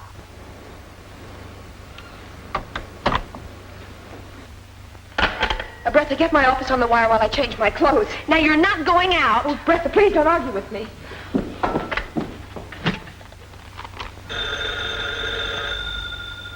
Hello? No, Miss Brenda ain't come back to work yet. Oh, yes, Mr. Bertha. It's Pesky. Chuck is out. Hello, Pesky. Now get this one straight, will you? Get in touch with Chuck and Lieutenant Farrell immediately. Something big's gonna break. Tell them to meet me at the alley entrance of the Pelican Club. Got it? And listen, if you ball this one up, I'm gonna make you eat a dozen hamburgers with chocolate syrup on them. Get me to Pelican Club right away. Oh, but Brenda, you shouldn't. You're sick.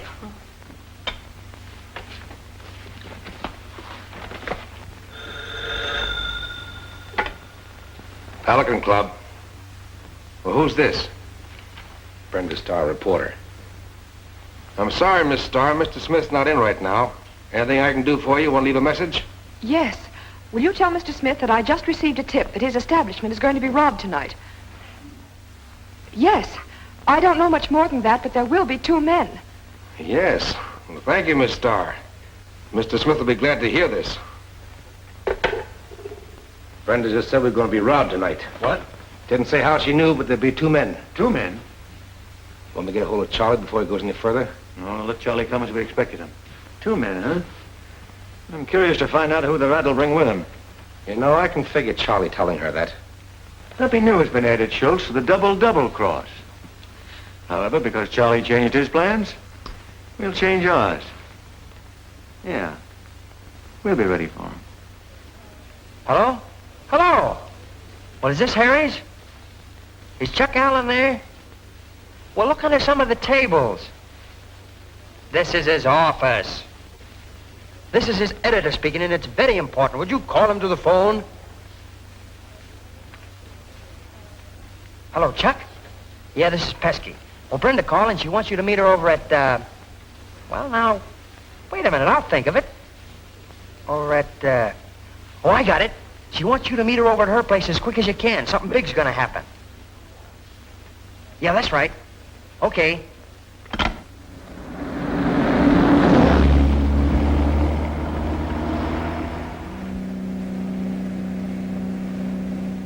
You sure you got that right, Pesky? You say Brenda wants me and the lieutenant to come right over to her apartment. What's that? Listen, cart before the horse, mind. I don't care what Brenda said. I always go wherever the lieutenant goes.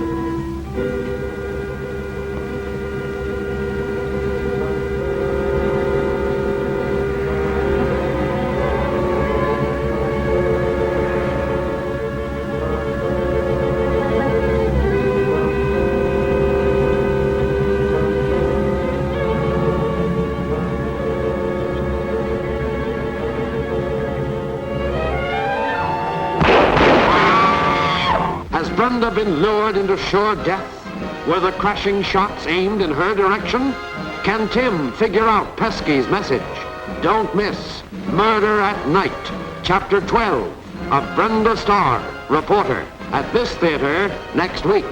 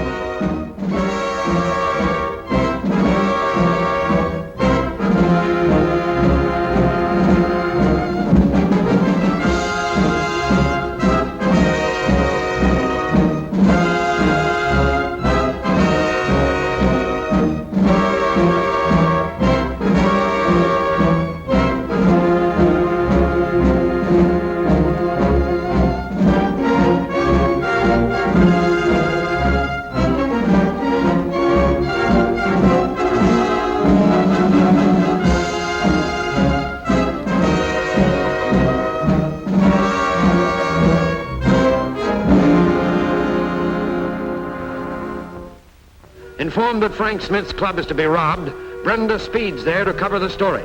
She doesn't know that the supposed robbery is a frame-up to catch and destroy Charlie and Lou Heller. So when she sees them enter the Dawkins Club and follows, she walks straight into a deadly trap set by Frank Smith to destroy the two men. Double-crossing friend Charlie and his pal will find more than they bargained for. Have you got any idea who Charlie might bring with him? I've got an idea, all right, but it's too good to be true. You better hide in the head check room. Turn that light out.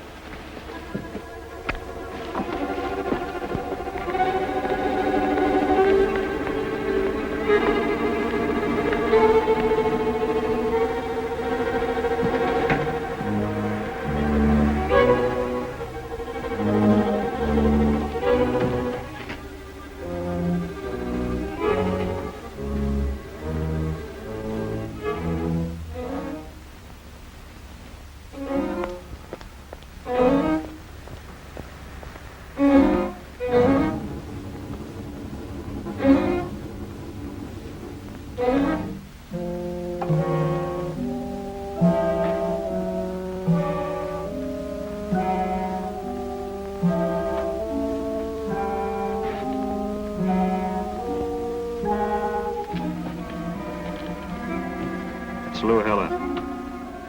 Take it easy. I want him alive.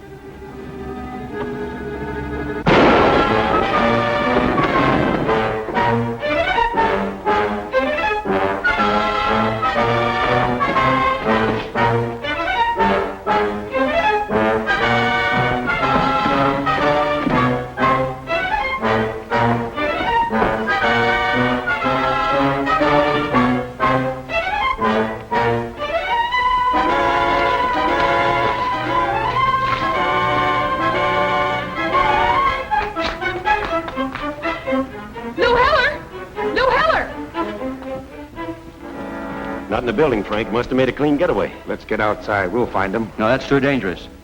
Lou Heller will have to be taken care of later. You two go in my secret office and wait for me. I'll phone the police. Lou Heller!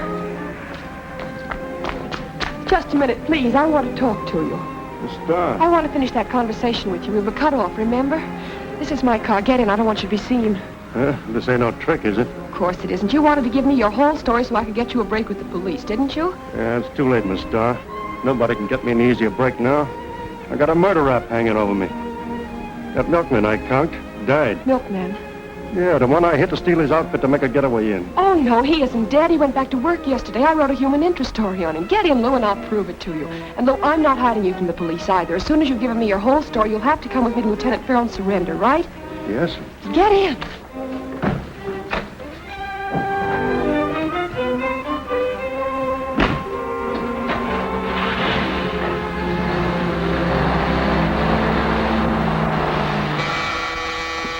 All right, I'm coming. Oh, goodness, well, can't you stop pressing this button?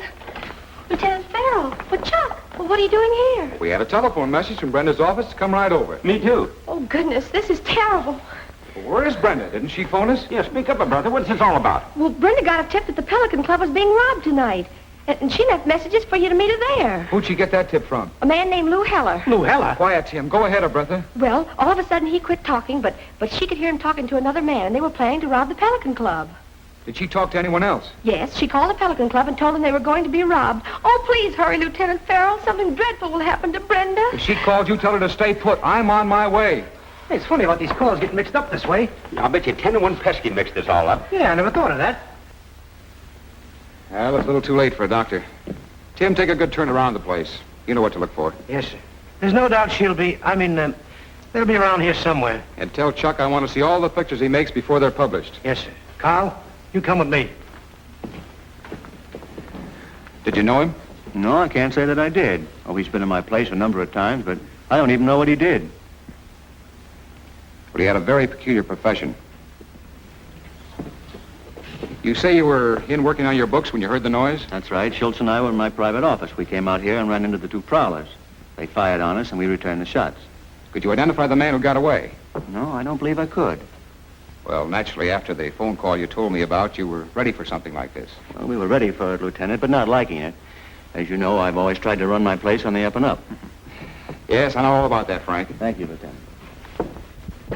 Oh, by the way, did you get a call from Miss Starr tonight? Yes, as a matter of fact, I did, but I didn't pay much attention to it. Why didn't you phone me? I did, but you were out. Are you sure you haven't seen her around tonight? No, but frankly, Lieutenant, I expected to find her here, knowing her habit of getting mixed up into all sorts of trouble. Give me my case, stupid. I'm only carrying out the lieutenant's orders. You have got the brains of a baboon. Let go. I got brains enough not to let you put anything over on me.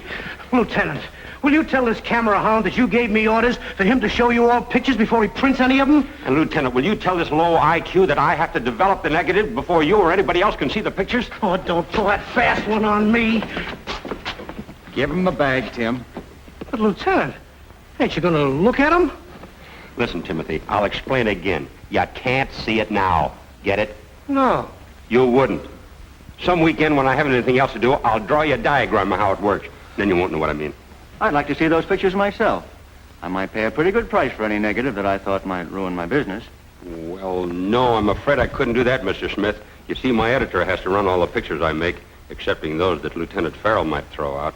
Well, I suggest you get back to the office and develop those. We'll talk about them later. Okay. Trying to get rid of me, huh? That's putting it mildly. And Chuck, check with me when you get back to the office. Let me know if Brenda's there. Check. She'll probably have the whole story written up by this time, including the answer to this mystery. See you later. Tim, post men at all the doorways. Don't let anybody in or out.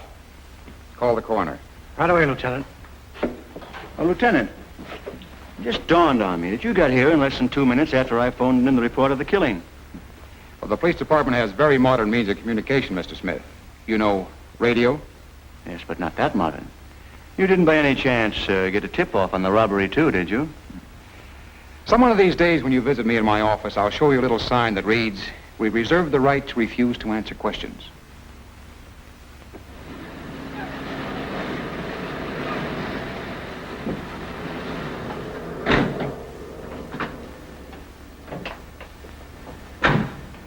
Where are we going? Up to my office. We'll use the freight entrance. No one will be around at this hour of the night. Come on.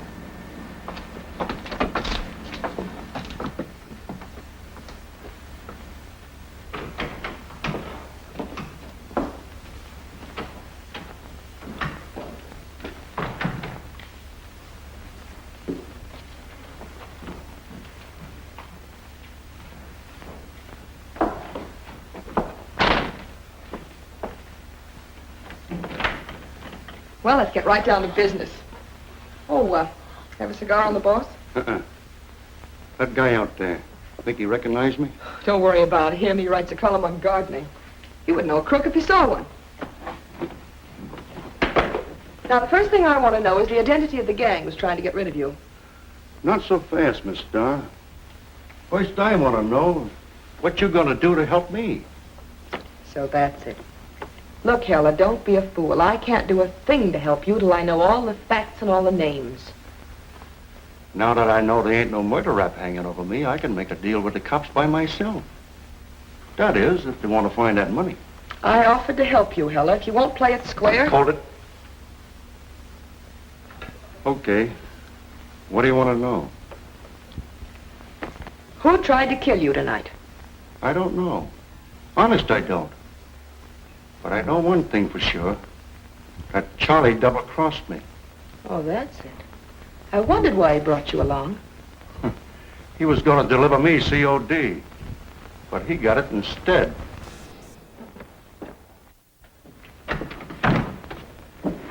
Well, working kind of late, aren't you? How's the old tomato? I mean, how are all the tomatoes growing?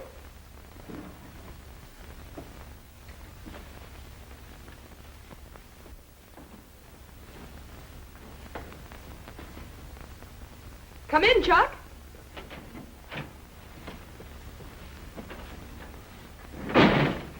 Here's a man you'll really get a bonus for photographing. Lou Heller. Or am I seeing things? No, you're not. Lou's giving me his whole story before I turn him over to Larry. Hello? Speaking? Now get this, Brenda. You're up to something, and I want to know what it is. Now don't give me that I don't know anything really stuff. Were you at the Pelican Club? I don't believe you. What are you doing now? Why, I'm working on a story.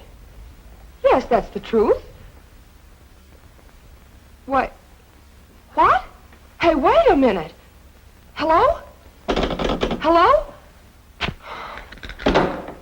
We've got to get out of here. Who was that? Lieutenant Farrell. Does he know I'm with you? No, but he will any minute. He's on his way over. Listen, lady, I ain't going any further with this deal until I get a promise from the police. Lou, if the police get you now, you won't stand a chance. That's right. Brenda's got a lot of influence with Farrell. You stay here and stall Larry. Oh, now, wait a minute, Brenda. I'm not that big a dope. You do as I say. Come on.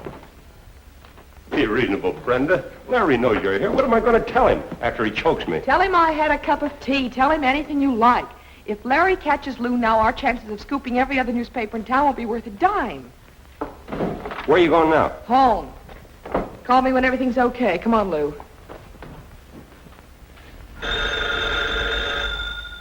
I get it, Schultz. Hello. Who's this? Wait a minute. I don't know the voice, but he says you'll want to talk to him. Yes? I'm speaking. Yeah, I get it. I'll drop around sometime. The big boss will sure appreciate this. Brenda Starr just left the newspaper office for her apartment. She has someone with her. Lou Heller. Who was that phoned? Well, you wouldn't know, Kruger. What are you waiting for? Are those your orders, or do you have to get them from the big boss? I know what he'd do under these circumstances, and so do you. Now get going.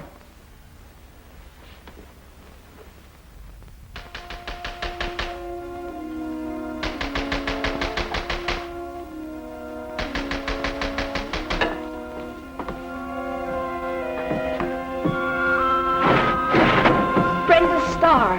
What on earth will you be up to next? I know, but I couldn't come through the lobby. I have a guest with me. Come on in, Lou. It's perfectly safe. He's simply dying for some of your homemade cooking. That man? It's all right. Mr. Heller and I have a lot of business to talk over with. Now, you be a good girl and get us some coffee and pie. That I'll be glad to do. Anything to get out of this room. Come on, we can talk here without being interrupted. How about my deal with the cops? Oh, don't worry about that. We'll get to that later. Now, you say you were tricked into performing with that phony mind reader, Zelda. Yeah, I was supposed to get some of the reward money for helping to turn in the killer. Give me the details. It was Charlie's idea. They put this fancy outfit on me, then he and Zelda tried to teach me all of Zelda's tricks. Madam Zelda, I get a very strong impression here. It is not a good one. You are right, Abdul. The impression is an evil one. I feel fear. Fear everywhere. Tell me, madame, what do you feel? Someone near you is thinking of murder. Murder? Can you tell me, madame, if this man is thinking of a murder that has been committed? Concentrate, madame. Is he thinking of a past murder or... He is thinking of a past murder. Can you tell us anything more about this man? Can you tell us his thoughts? If there is a police officer in the house, I would like to have him make himself known.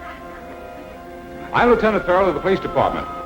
Now, everybody keep your seats and stay right where you are. Well, you know what happened when the lights went out. Who was this killer you were supposed to show up? His name is Kruger.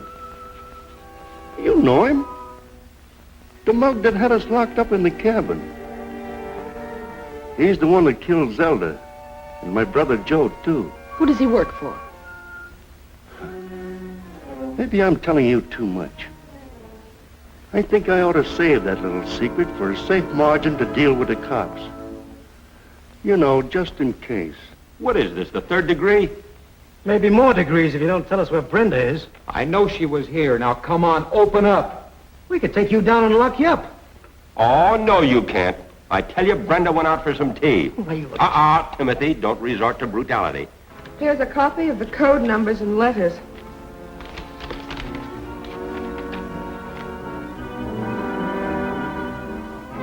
Funny we can't figure out what this means.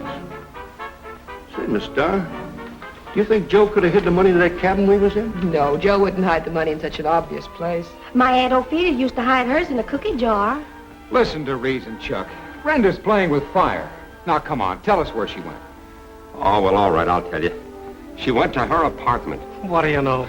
He puts us through tortures and Brenda's home asleep in her nice little bed. Do you realize we spent over an hour with you? Well, to tell you the truth, Lieutenant, I didn't tell you everything. You see, she was with someone else. Lou Heller. What? That's the truth, Lieutenant. Come on, Tim. Lou, I'll help you get a break with the police if you can decipher that code. If I had brains enough to figure this one out, lady, I wouldn't be in the spot I'm in now.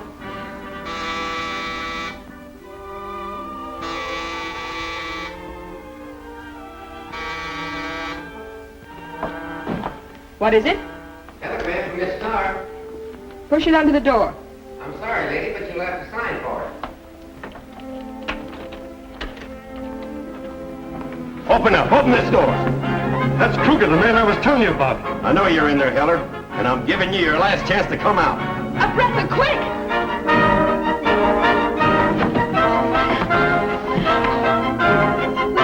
Brenda! Brenda, come back here! Don't go out that window!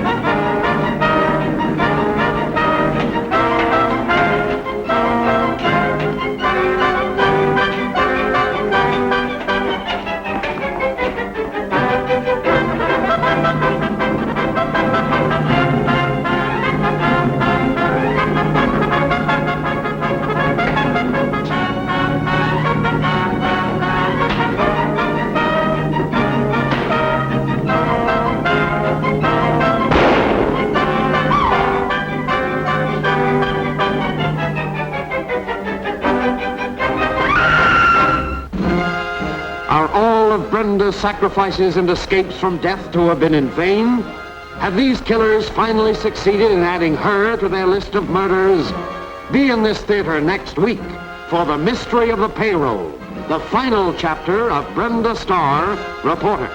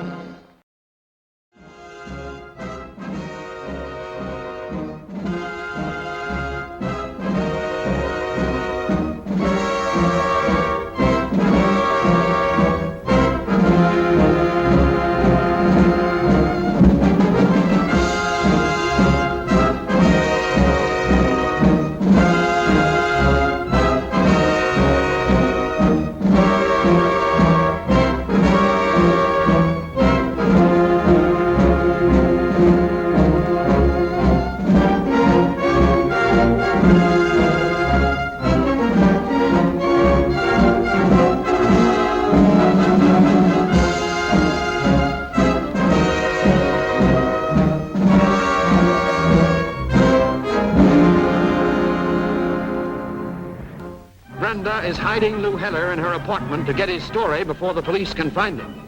Receiving a mysterious tip, Frank Smith sends his killers there after them. Brenda and Heller try to escape, but are cornered and forced to flee to the roof. There, the deadly gunmen close in, determined this time to finish the two who are threatening their safety.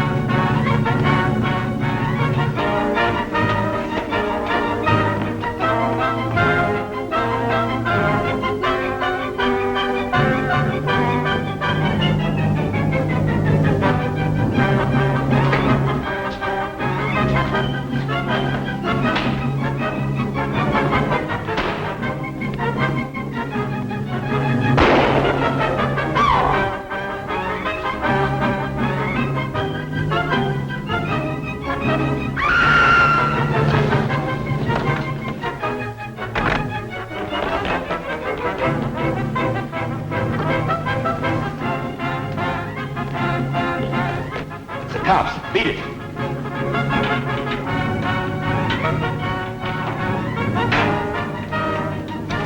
Operator! Operator! Get me the police, and please hurry. Hold a breath and stop screaming. What happened to that nice little man you took away with you, and who did that shooting? In the first place, he wasn't a nice little man. In the second place, the shooting was at him. And in the third place, they got him. Who is it? It's me, Larry. Oh, gosh, Brenda. I thought you were done for. Oh, then you're not angry with me? No, I haven't had time to be yet. Oh, I tried to call you. Really, I did, Larry. I got all I could out of Lou. It's a job for you now. Oh, where is he? He's on the roof. What's he doing up there? He's got a bullet in him. A bullet? Kim, check on that. Right. Listen, little lady. If Lou Heller dies before we get a statement out of him, you're going to find yourself in a pretty tough spot. Don't worry, honey. If they send you to jail, I'll bring you some nice things to eat.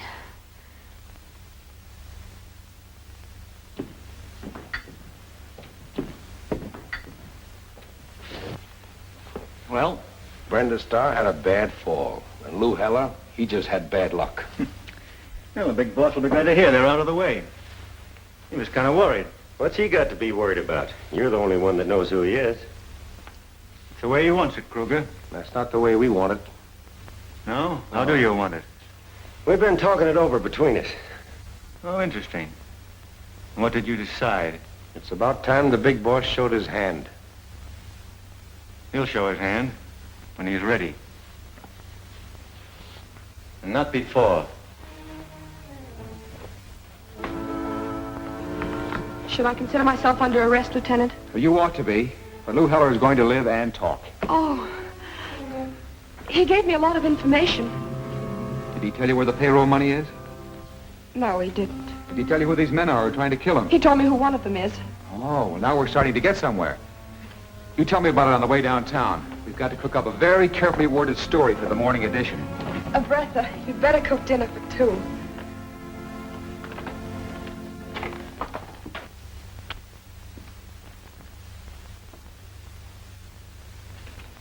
It's a good thing for you that newspaper girl got hers. She got a good look at you. That's right. She saw me before, too. Here. Yes, and she'll be seeing you again. Now get this. Lou Heller captured. Wounded man held by flash reporter.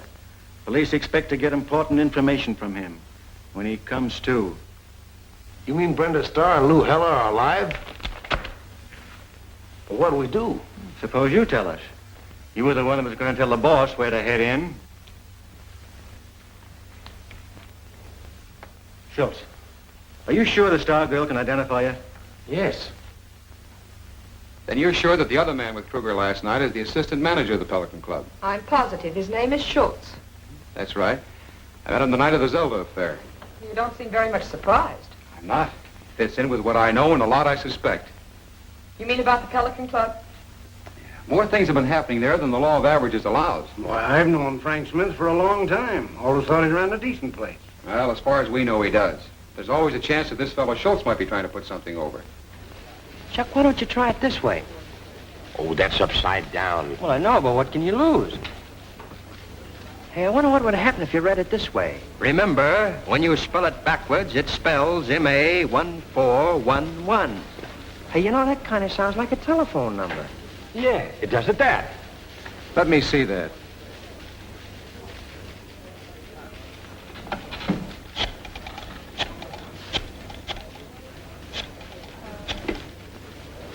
Pesky, maybe for the first time in your young life, you've done the right thing in reverse. Hello. What place is this? The Union Station parcel check room? Well, look, this is Lieutenant Farrell of the police department speaking. Would the letter L followed by 1, 2, 3 mean anything to you? Could mean locker 123.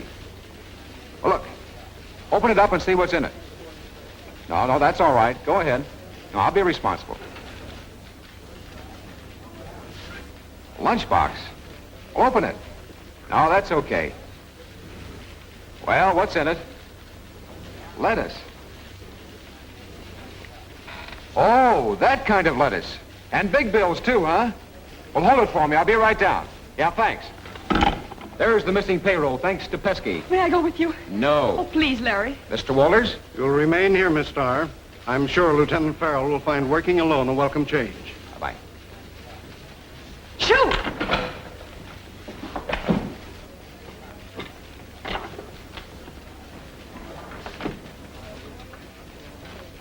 Okay, thanks. All right, boys, here it is. I just got a tip that the payroll money's in the lunchbox. Checked at the Union Station. Locker 123. If you hurry, you can just beat the cops to it. Come on. Kruger, you cover Schultz. But don't be seen together.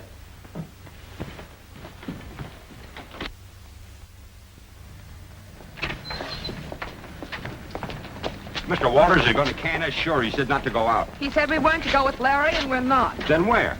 We're going where the blow-off will be. Did you say blow off or blow up?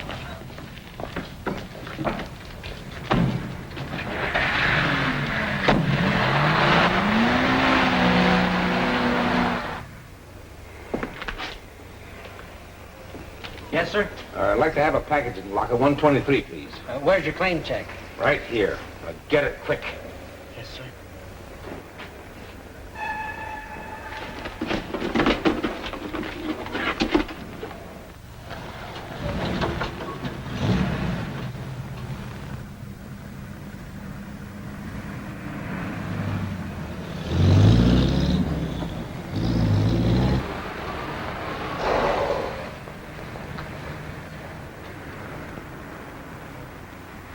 Things will be happening someplace else.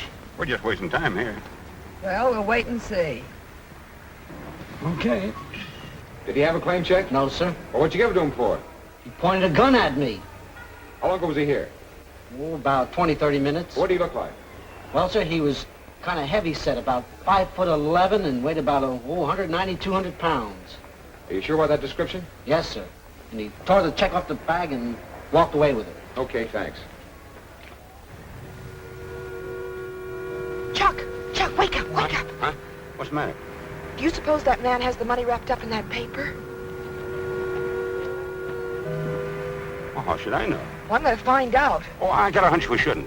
Okay, you stay here. I'm going.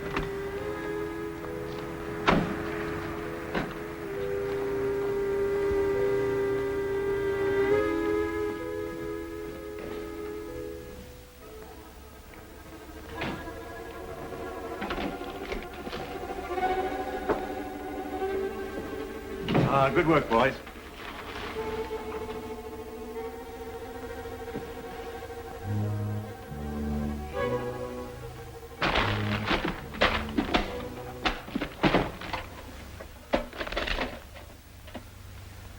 $250,000.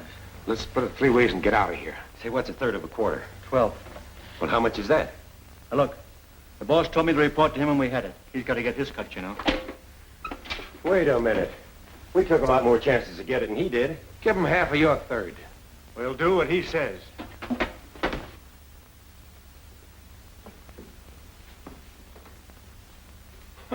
Wonder where they went. Well, I don't know, but they certainly came in here. Yeah, they just couldn't evaporate.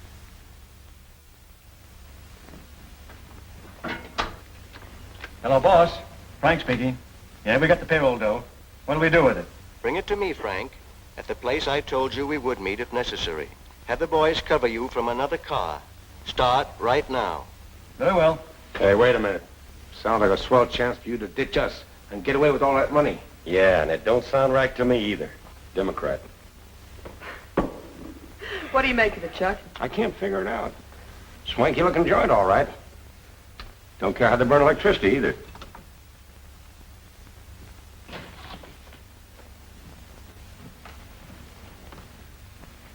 Come in, won't you?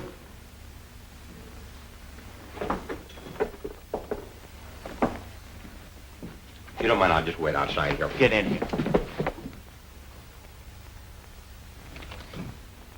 Too bad you had to get here just as we were leaving. Cut out the smart talk. Let's finish him and get out of here. My friend Kruger is a great believer in direct action. It's a lucky thing for me I didn't underestimate your ability, Miss Starr.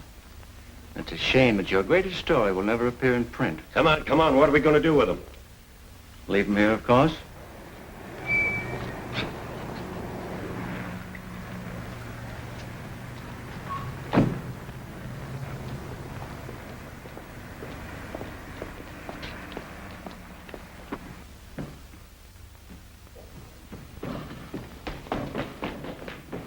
Hold it, you! Schultz, get out in the office and see who it is. Stall him off.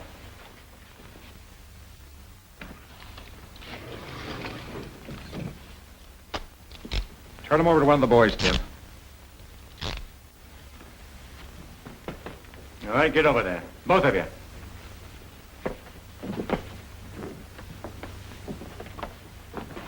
And keep quiet.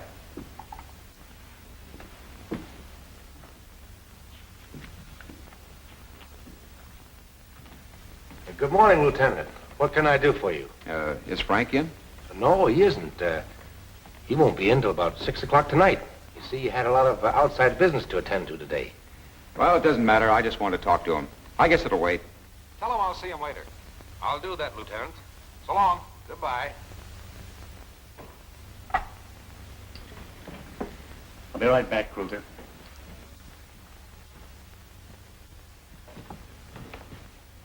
I thought that little act would bring you out, Frank. Larry, look out!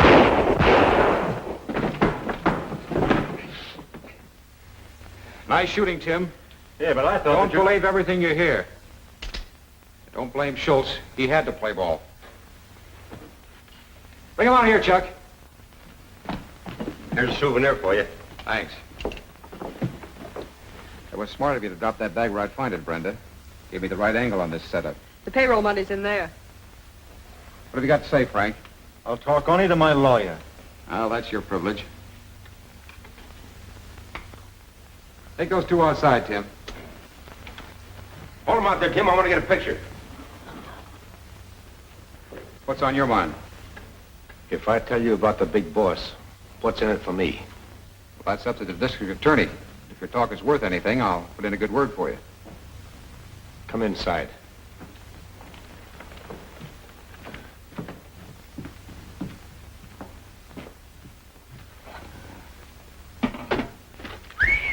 Look at all that lettuce. Pesky deserves some of this for figuring out that code.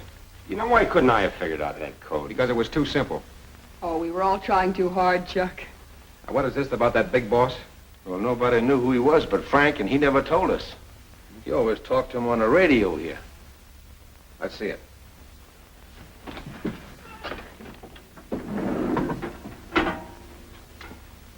You push this button. Bring it to me, Frank. At the place I told you we'd meet if necessary. Have the boys cover you from another angle. Start right now. Well, that's the same thing he said before. Are you sure about that? I'm positive. Step aside.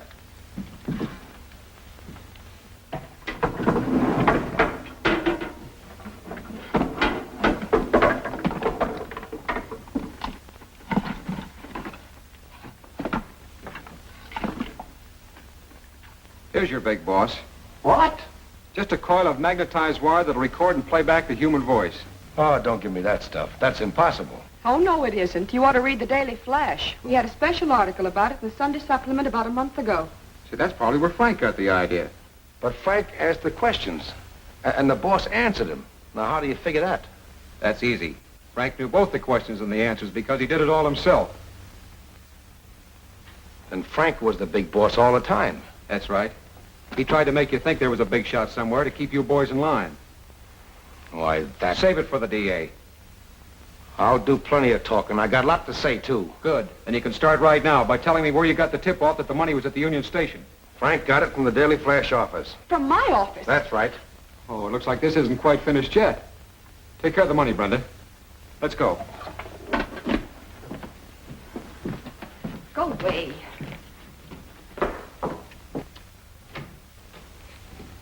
Well, you're just in time, Lieutenant Farrell. Go ahead, Pesky. And so when I heard this guy call a fella by the name of Frank about the payroll money, I just went out and got a cop and had him pinched. Nothing to it. Good work, Pesky. Where did you get this man, Mr. Walters? He's a new man, but he came highly recommended. By whom? Frank Smith. Uh-huh. Take him in, Andy. Well, we got the payroll money and the men who stole it. Thanks to Miss Starr. Well, Brenda, I think this calls for a bonus. Thank you, darling.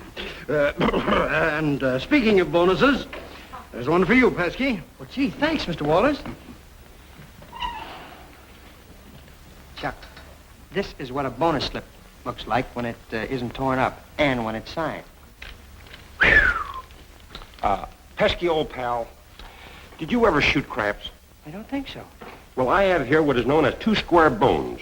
Now, if you step out into the hallway, I'll show you how to play a game that you'll never forget. Really? It's the most interesting thing, and I know you're going to be... Thanks for the boost, Larry. Why not? You deserve it. Hello? Oh, just a moment. It's for you. Thanks. Lieutenant Farrell speaking. Well, keep the place covered till I get there. And don't start shooting. We want them alive. What is it, Larry? I'll see you later. I'm going with you. Oh, no, you're not. Miss Starr, there's a deadline to meet, and you have a story to write. Yes, Mr. Walters.